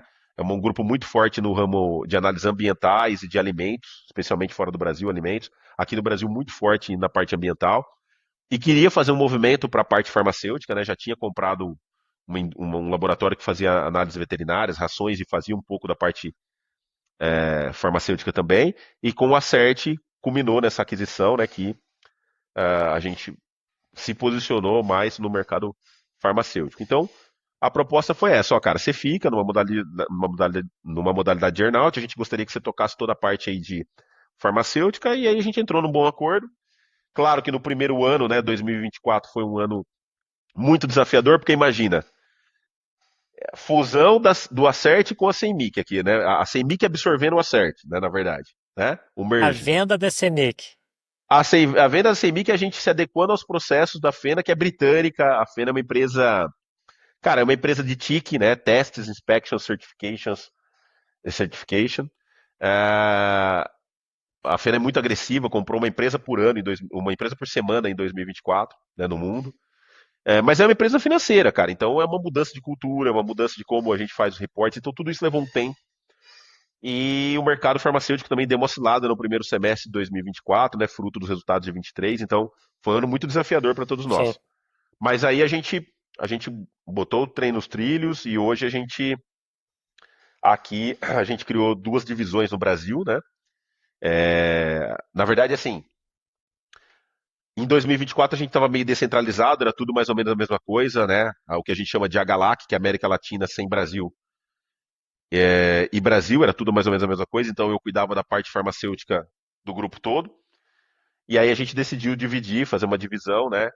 Então voltou a ser o modelo que era anterior, que era uma diretoria para o Brasil e uma diretoria para a Galac, e dentro dessas diretorias algumas subdivisões, né? Então aí eu fiquei responsável por toda a parte de negócios do que a gente criou como a área chamando de Health Nutrition, né? Então a gente juntou nutrição humana e animal, saúde humana e animal, tudo Sim. dentro de um pacote.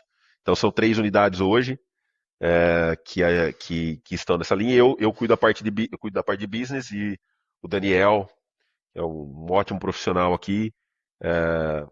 Me ajuda, na verdade, ele cuida de toda a parte operacional, né, das unidades. Então ficou dividido dessa forma e agora estamos colhendo os frutos de todos esses movimentos, né, cara, todos esses resultados. Você perguntou um pouquinho daqui para frente, mas eu vou abrir aí para você falar alguma coisa, senão só eu É, falo e quais também, são tá os louco? desafios? Não, eu quero saber quais são os desafios a partir de agora, né? Porque assim, você ganha uma escala que a Acert não tinha, vamos dizer assim, não tinha alcance, né?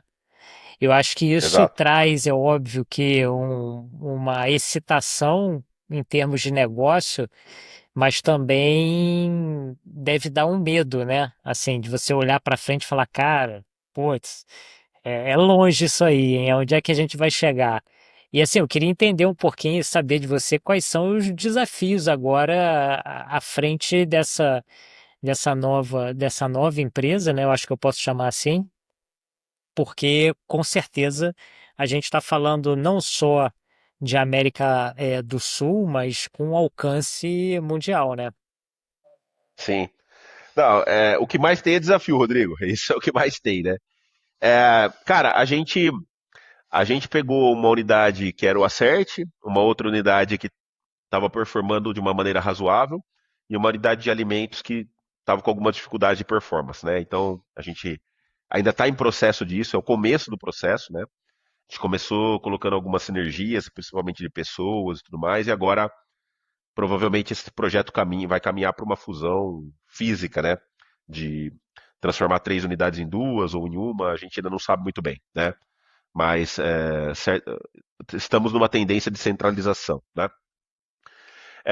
E aí a principal dificuldade que a gente teve até o momento, Rodrigo, eu posso citar duas, né? Primeiro, processos, né, cara? Então, assim, a harmonização de processos, né?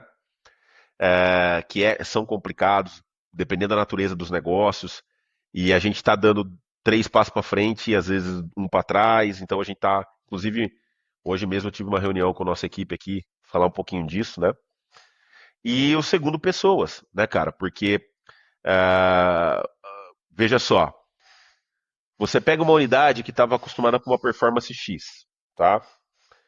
Então as pessoas elas estavam bem ou mal dentro da sua zona de conforto, né, e tudo mais, acostumadas a trabalhar de um jeito. Sim. E aí para a gente cumprir com algumas metas mais agressivas, a gente precisa fazer essas mudanças, né? A gente tem o objetivo de, a gente tem um objetivo bem ousado, né? De, assim, o grupo como um todo quer crescer, ele quer dobrar de tamanho a cada 2 anos e meio, 3 anos mais ou menos, né? Então são metas bem agressivas. Então estou falando de crescimento aí de 30 a 50% ao ano, né? Dependendo do plano de negócio, dependendo da unidade, dependendo do tamanho que nós estamos, dependendo. Em algumas unidades a gente tem mais dificuldade, porque são mercados mais consolidados, né? Com concorrência bem posicionada, mercados aí mais parecidos com o Oceano Vermelho. Então o nível de crescimento é um pouco menor, mas tem mais oportunidade de EBITDA. E o contrário também é verdadeiro. Então esses foram os principais problemas que a gente sentiu. E olha que curioso, né, cara? Uma das coisas que nós acreditávamos ser um grande problema, e é o tal do CAPEX, né? Do investimento. Tá? Quando a gente está dentro desse movimento de compra de uma empresa financeira, a grosso modo, tudo que não é problema é investimento. Né? Então hoje a gente vive um cenário dentro do grupo, né? Que assim, se nós tivermos bons planos de negócios, eu não tenho a menor sombra de dúvidas que os investimentos ocorrerão. 2024 foi um pouco mais confuso, né, por uma série de razões, mas assim, a gente acabou de fechar alguns investimentos importantes agora, né? Então para chegar aí, vamos ter novidade no segundo semestre. Ah, mas ao mesmo tempo, cara, é o que você falou. São investimentos com um compromisso quase que fidedigno, né? De retorno. Então, enquanto a empresa era só minha e do meu sócio, a gente tomava um risco, claro que a nossa capacidade de investimento era menor, mas a gente tomava um risco e sabia, puta, cara, isso aqui não deu. Ah, por que que não deu? Ah, não deu porque, cara, esse produto aqui a indústria farmacêutica resolveu não colocar no mercado por alguma razão, né? Ou teve uma sazonalidade de um determinado tipo de amostra de fruta lá no Nordeste, tal, a gente absorve e vai empurrando um pouco a barriga, vai conduzindo aqui e ali. Quando a gente está nesse nível de jogo, a gente não tem margem para fazer isso, né? Então, isso de fato é um desafio. E aí agora para o futuro, cara, como que a gente mitiga isso, né, Rodrigo?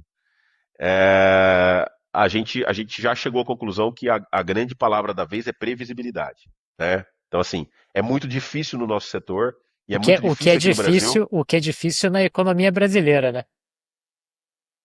Cara, e isso é um desafio cultural também para colocar, né, para as pessoas de fora do Brasil, especialmente para os ingleses, né, para os britânicos, enfim, esse tipo de situação. Mas assim, a cada dia que passa a gente está melhorando, né? Hoje, se eu disser para você que hoje, comparado a 18 meses atrás, a gente tem um nível de assertividade muito grande. Então a gente consegue acertar a nossa receita aí num, pro Health Nutrition numa janela de 3 meses à frente, sabe?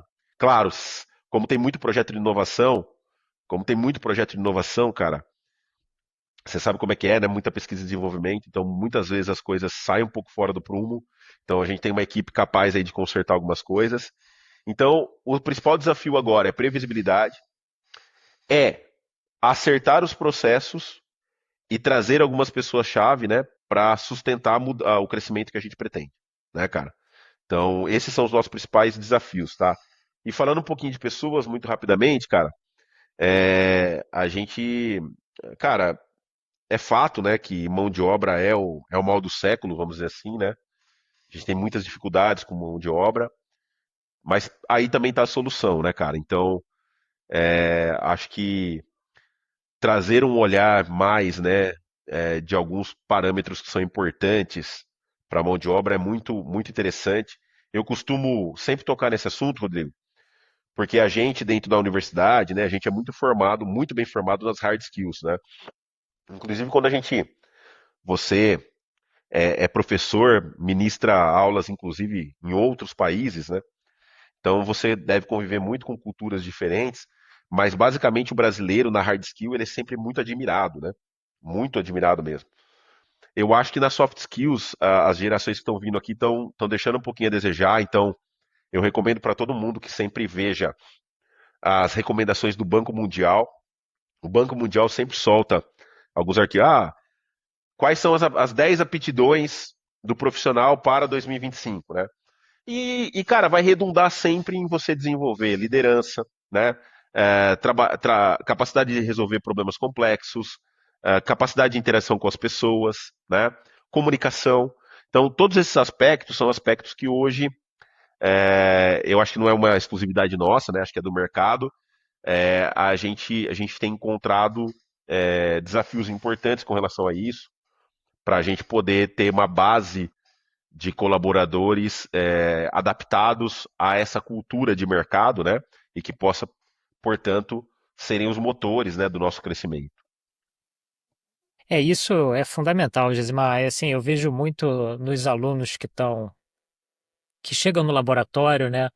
essa capacidade de você trabalhar em conjunto é, tem sido cada dia mais difícil, né?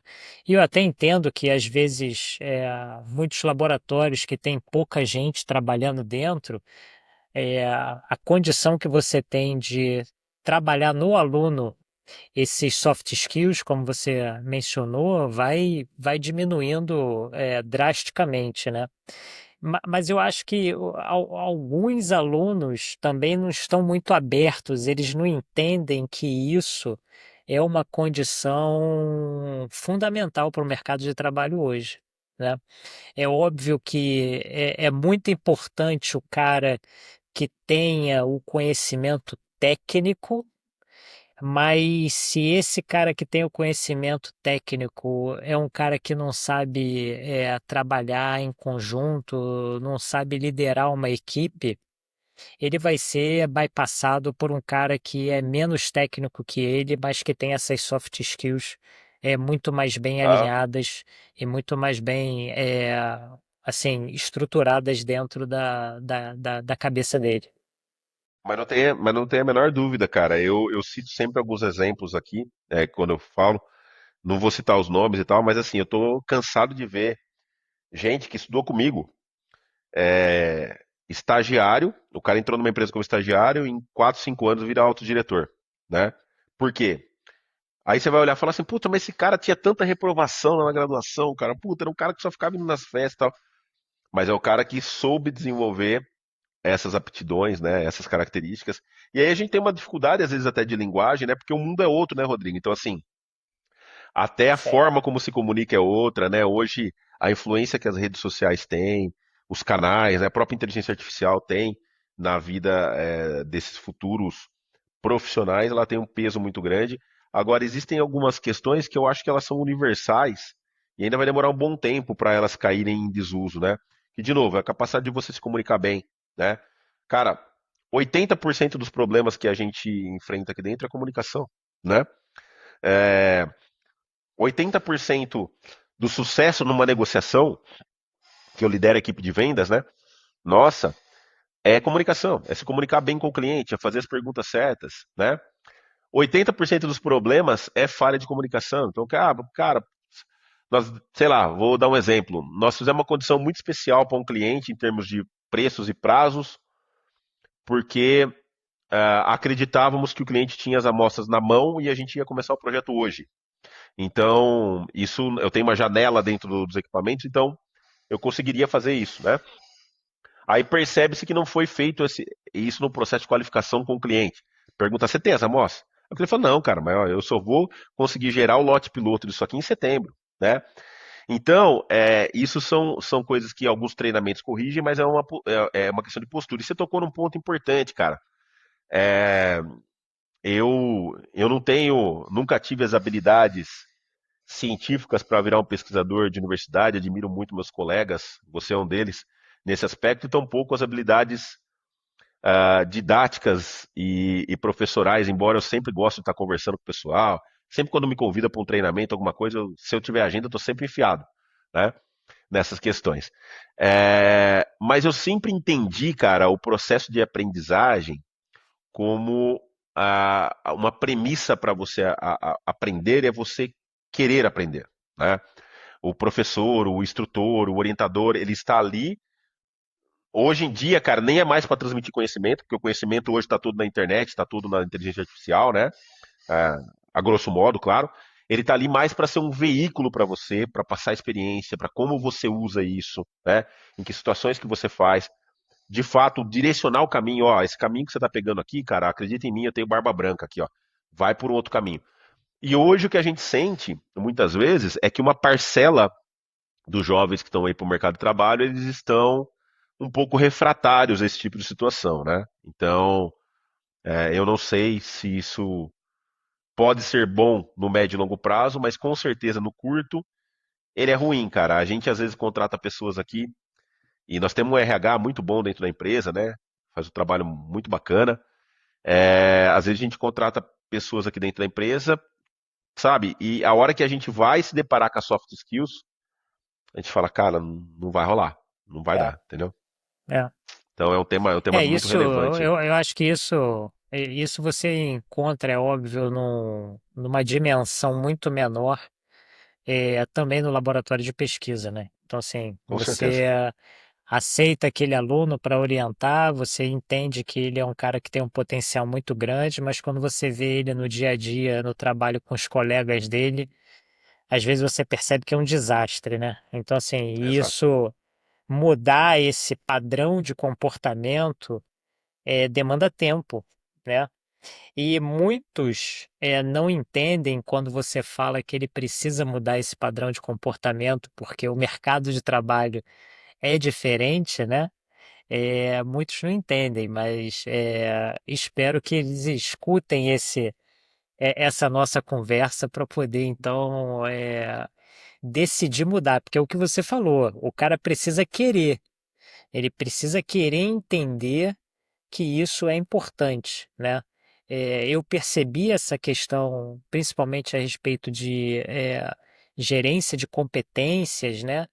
Ainda durante o meu doutorado, quando eu abri uma empresa de RH com alguns colegas que faziam montanhismo, e naquela época, a gente está falando aí de 2005, mais ou menos, né?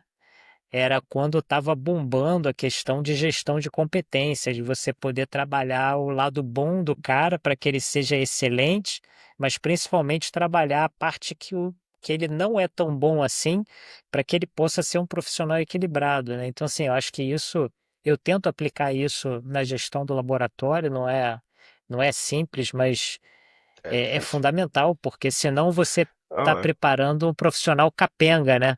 É aquele E cara eu que é acho que muito tem. bom no hard skill, mas é horrível no soft skill. E acho que tem um caminho aí que é interessante, porque assim, para aqueles futuros profissionais que olham para o lado profissional, é explicar que a evolução de carreira deles, embora possa ser em Y, né? O que é uma evolução de carreira em Y?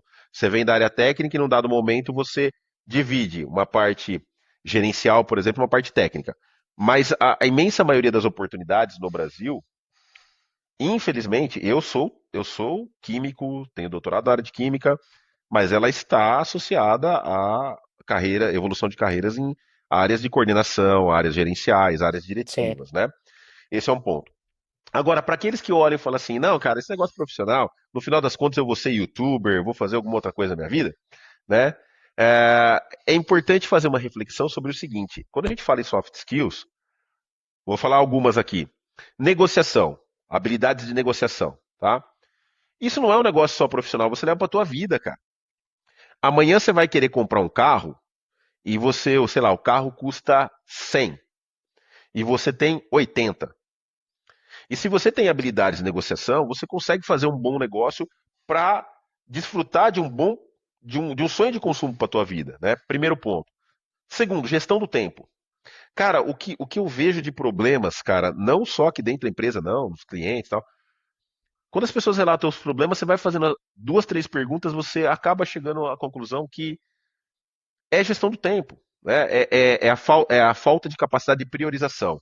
Então, assim, você tem 10 coisas para fazer, Rodrigo. Puta, eu tenho que gravar o podcast com o Gesimar, tenho que escrever um artigo, tenho que corrigir as provas que eu dei na semana passada, e aí eu tenho que treinar para o triatlon, tenho meu filho que tem a formatura na escola, você tem tudo isso. Se você olhar para tudo isso e falar assim, cara, tô perdido, você não vai fazer nada bem feito. Então aí você, com algumas ferramentas e algumas habilidades de gestão de tempo, né? Claro, ninguém é perfeito, mas algumas você vai colocar, olha, vou fazer o seguinte, sei lá, eu vou, coisa bem idiota, né? Nem é gestão do tempo, mas eu vou ali fazer uma listinha com as prioridades, vou colocar o que tem que vir antes, o que tem que vir depois, o que eu preciso responder agora.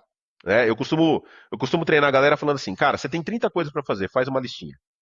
A hora que você terminou as 30 coisas, assim, ó, o que dessas 30 você resolve em 5 minutos? Você vai perceber que são duas ou três. Resolva, 5 minutos. Resolve. Dar um ok no e-mail, falar não, não aprovado, pronto, resolve. As outras você pega. Qual que é o tamanho da complexidade desse problema? Eu preciso envolver outras pessoas? Cara, os problemas mais complexos que você precisa envolver outras pessoas, delega assim, né? Distribui. Pessoal, eu tô com esse problema assim acessado. A gente pode marcar uma reunião amanhã às 2 horas da tarde para discutir sobre esse tema. E aí as coisas vão ficando mais fluidas, sabe, cara? Então eu dei dois exemplos aqui. O Banco Mundial acho que tem, se não me engano, são 12 ou 20 soft skills que ele recomenda. Vale a pena entrar lá, é público, verificar, digita aí no Google Banco Mundial e soft skills ou recomendações de habilidades comportamentais e tal. Né? Ah, são coisas que a gente traz para a nossa vida.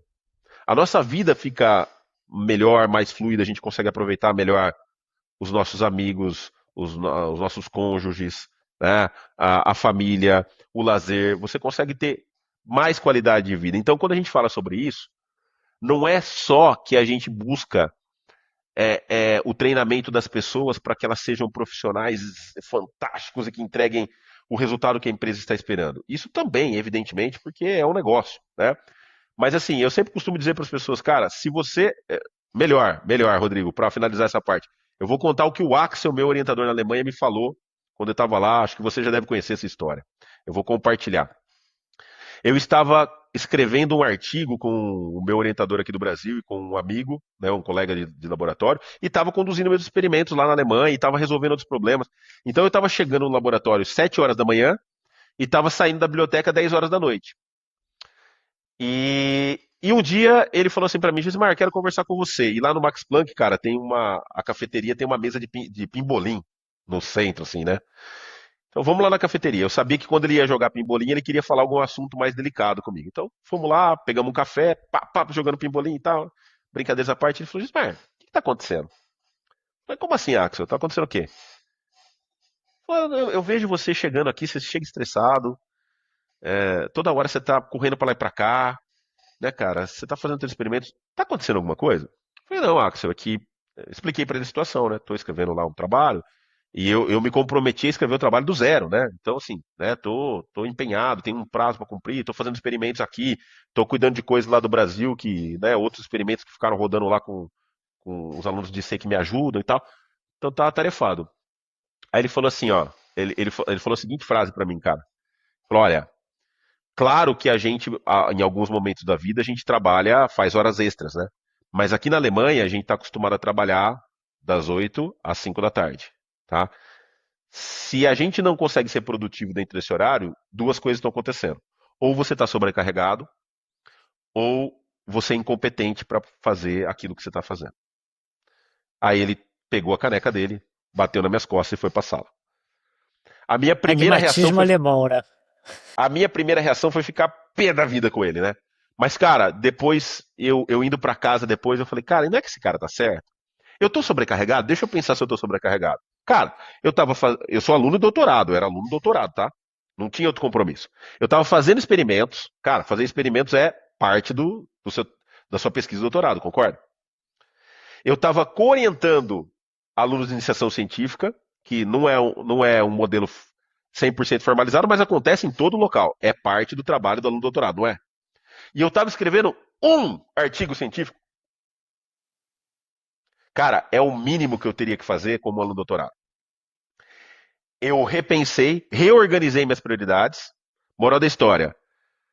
Como acontece com muita gente que vai para fora do país, eu fiz um trabalho de 2 anos em 4 meses, quando eu fiquei lá. Eu fiquei um ano lá, né? Mas em 4 meses eu fiz um trabalho de 2 anos. Quando eu peguei esse foco, sabe? Quando eu peguei essa dinâmica, né? Então aí eu parei de ficar assim, ó, cara, putz, ó, eu tô escrevendo um artigo. Nossa, pingou aqui pra mim, quando eu era aluno doutorado, né? Pingou aqui pra mim um anúncio da revista Journal of Mass Spectrometry com o título de um artigo muito legal. Nossa, eu vou ler o abstract e tal.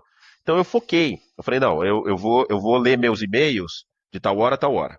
Tal hora eu vou escrever artigo, tal hora eu vou fazer experimento. Para fazer experimento eu preciso me planejar. Isso demanda que eu faça isso esse dia e tal. E eu comecei a planejar. E hoje eu sou um cara extremamente chato com isso. Minha esposa sofre, né? Fala, ei, você saiu da Alemanha, mas o alemão não saiu de você. Mas é porque eu aprendi essas soft skills, cara, e elas fazem sentido pra mim. Me permitiram evoluir profissionalmente, me permitiram evoluir pessoalmente. Talvez uma das soft skills que seja importante pra mim, Rodrigo, eventualmente não vai ser importante pra você, pro teu plano de vida. E tá tudo bem.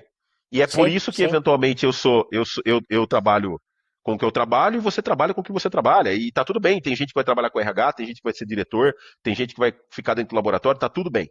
Agora, a mensagem que eu quero passar é: as pessoas, especialmente as pessoas que estão se inserindo no mercado de trabalho, elas precisam mais cedo ou mais tarde se depararem com isso. Se for uma decisão, não quero me desenvolver para isso, tá beleza, mas é uma decisão.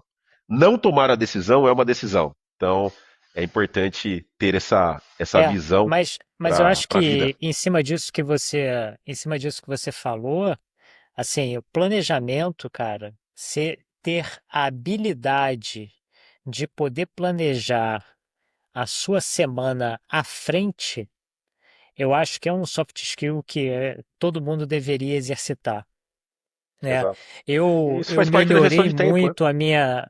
É, então, eu melhorei muito a minha gestão de tempo quando eu comecei a usar o caderninho para anotar as prioridades, aquilo que tem que ser feito, e comecei a usar a agenda, o Google Agenda, colocando inclusive espaços para colocar assim, ó, tem que estudar tal coisa 3 vezes na Isso semana. Eu aí, separo o isso horário aí. lá, o Google Agenda bate e fala assim, Rodrigo, tá na hora de você estudar aquilo que você se comprometeu. E isso, assim, mudou muito a minha maneira de organizar meu tempo e eu acho O- que é os, im- fundamental, cara. os imprevistos também, né, Rodrigo? Por exemplo, eu lido muito com situações que assim, eu planejo o dia e muitas vezes, cara, tem um evento no dia, por exemplo, né? A gente se planejou X. Cara, chega aqui o Nicolas, pô, o cliente X quer negociar, quer fazer isso aqui, quer fazer uma reunião agora. Você tem que se adaptar. Então, assim, eu também aprendi Sim. no meu dia a deixar algumas janelas flexíveis, né, para que eu possa fazer essas mudanças, né?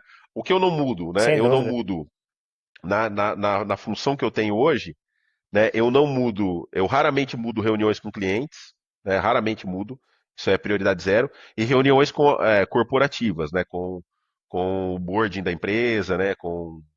Porque eu sei que o tempo do pessoal é escasso. O resto eu sempre vou buscando, né? Deixar algumas janelinhas flexíveis para lá e para cá, porque senão você vive estressado, cara, porque aí você chega no final da semana e fala assim, poxa, eu até consegui me planejar, mas executei tudo errado. Cara, vai acontecer, vão acontecer imprevistos, né? Senão você está sempre correndo atrás do tempo. E Exatamente. correr Aprenda atrás a do lidar tempo é com a pior isso. coisa que tem, cara. Aprenda a lidar com isso, aprenda a tomar decisões rápidas, né? Eu sou um cara que toma algumas decisões, eu levo um tempo para tomar algumas decisões, né? Isso é algo que eu estou trabalhando. Mas também, por outro lado, não tomo decisões de impulso, né? Mas assim, aprender a tomar decisões rápidas, aprender a sair por caminhos mais estratégicos. O Bill Gates tem uma frase, cara, que eu nunca consegui implementar, mas eu acho que ela tem um senso bem legal. Que ela fala assim, cara, quando eu tenho uma tarefa muito complicada ou muito complexa na Microsoft, eu entrego para o meu funcionário mais vagabundo. Eu entrego para o gestor mais vagabundo. Por quê? Porque eu sei que ele vai arrumar um jeito de fazer isso rápido. Ele não vai ser aquele cara. Se eu pegar uma tarefa muito complexa e dar para o Ele meu quer cara se mais livrar o mais analítico, rápido pro meu cara. possível disso. Isso. Se eu der essa tarefa muito complicada pro melhor cara, que o cara que mais entende de programação, cara, o cara é capaz de desenvolver um robô para isso, quer fazer um projeto de 2 meses em torno daquilo, tarará, entendeu? Então, assim, são habilidades distintas, as pessoas não são iguais. Né? Então, assim, você precisa evoluir naquilo que você pode evoluir, maximizar aquilo que é seu vamos dizer assim, nato, né? Inato, que você consegue que é mais fluido para você, e a partir daí você se encontrar. Tinha um menino que fez estágio aqui no Acert, cara, hoje ele trabalha numa empresa de instrumentação analítica, não vou falar o nome dele, mas é uma grande empresa de instrumentação analítica. Ele foi o único cara que eu me deparei na minha carreira, cara, a única pessoa subordinada a mim, e ó, assim, eu já tive muita gente trabalhando comigo, né? Equipe muito grande trabalhando comigo, muitas pessoas, em muitos ciclos distintos. Ele foi a única pessoa que, na hora de eu dar o feedback para ele, né? Fala, cara, ó, vamos te preparar, né, cara, para você dar o próximo estágio na sua carreira. Eu quero que você aprenda um pouco mais habilidades comportamentais. Ele falou, não, não, não, não, não. Eu não quero dar o próximo estágio na minha carreira. Eu quero ser técnico o resto da minha vida. Eu gosto disso aqui, eu quero ser técnico. Eu não quero ir para a área de vendas, eu não quero saber de administração, eu não quero saber de gestão de gente, nada. Falei, puta, cara, que legal o seu posicionamento, né? Você se conhece. Aí, quando ele foi sair para ir para essa empresa, ofereceram a ele uma vaga na área de vendas. Eu virei para ele e falei assim, cara, com todo respeito, você é um monstro, mas você não vai dar certo na área de vendas. Não, mas eu quero mesmo assim. Então eu falei, cara, lembra daquela conversa que a gente teve lá atrás? Sabe? Aí eu comprei um livro de vendas para ele no último dia dele da empresa, comprei um livro, entreguei para ele, falei, cara, segue isso aqui que vai te ajudar. Mas ó, não tô gorando não. Tu não vai dar certo na área de venda. Não é o que você gosta, cara. Não é o que, você vai ter que fazer uma mudança assim de 180 graus. Moral da história, 6 meses depois ele estava na área técnica. Foi absorvido pela empresa, é um monstro da área técnica, é um monstro, um cara espetacular, uma pessoa espetacular, um cara espetacular, mas assim, a gente vai criando um pouco de casca, vai batendo o olho, É, algumas coisas são meio óbvias pra gente, né, cara? Então, com é certeza. isso aí. É, Gesimar, queria te agradecer demais pela Ô, conversa. meu irmão, achei que a gente ia Eu mais acho que 4 horas tem. aqui, cara. Não, não. Cara, foi muito bom. Acho que a gente teve aí insights super importantes para a galera que está escutando. Então, te agradecer mais uma vez pela parceria, por estar aqui, por doar um pouco aí do seu tempo para a gente poder discutir esses aspectos que são tão importantes. E aí a gente se encontra aí pelos congressos, pelo interior de São Paulo. Quando eu estiver passando aí por São Carlos novamente, Sim, vou te dar uma com ligada para a certeza. gente trocar uma ideia, tomar um vinho bom, fazer aquele jantar de Opa, sempre. com certeza. Vamos fazer que isso aí não pode faltar. Rodrigo, eu queria te agradecer mais uma vez pelo convite, mas também te parabenizar por essas iniciativas, cara. Você é um cara. Eu costumo dizer que eu conheço alguns professores, né? E são vários, cara, vários. Que são pessoas realmente diferenciadas. Para quem não sabe, né? O Rodrigo tem ações empresariais, tem uma startup aberta, revolucionária, tem outros negócios, toca o podcast, é professor da UFRJ. Vai, de repente eu ligo para ele, ele fala, cara, tô aqui na Áustria, essa semestre inteiro eu tô ministrando disciplina aqui. Eu falo, cara, o cara é maluco, né? E ainda é triatleta. Então, assim, cara, parabéns pela iniciativa aí do podcast. Quem sabe no futuro aí isso não possa crescer, né? Essa iniciativa não possa crescer. A gente conversou um pouco sobre isso. Com certeza vai crescer. E te agradecer, cara. Sempre é um prazer enorme falar contigo, falar para tua audiência. E desejo sucesso para você e para todo mundo que está ouvindo a gente aqui. Muito sucesso. A gente fala um monte de abobrinha aqui, não leva ao pé da letra tudo que a gente fala, mas algumas coisinhas a gente já deu algumas cabeçadas, né, Tem que Rodrigo? ser assim, Então, pô. então, às vezes, se você quiser não ter que experimentar o choque para saber que a tomada dá choque, acho que dá para seguir um pouquinho essas coisas. Mas, brother, muito obrigado. Sucesso. Valeu, Muito querido. Tchau, obrigado, tchau. meu amigo. Pessoal, até breve. Semana que vem, provavelmente aí um outro episódio para vocês. E a gente segue conectado aí. Um abraço, gente.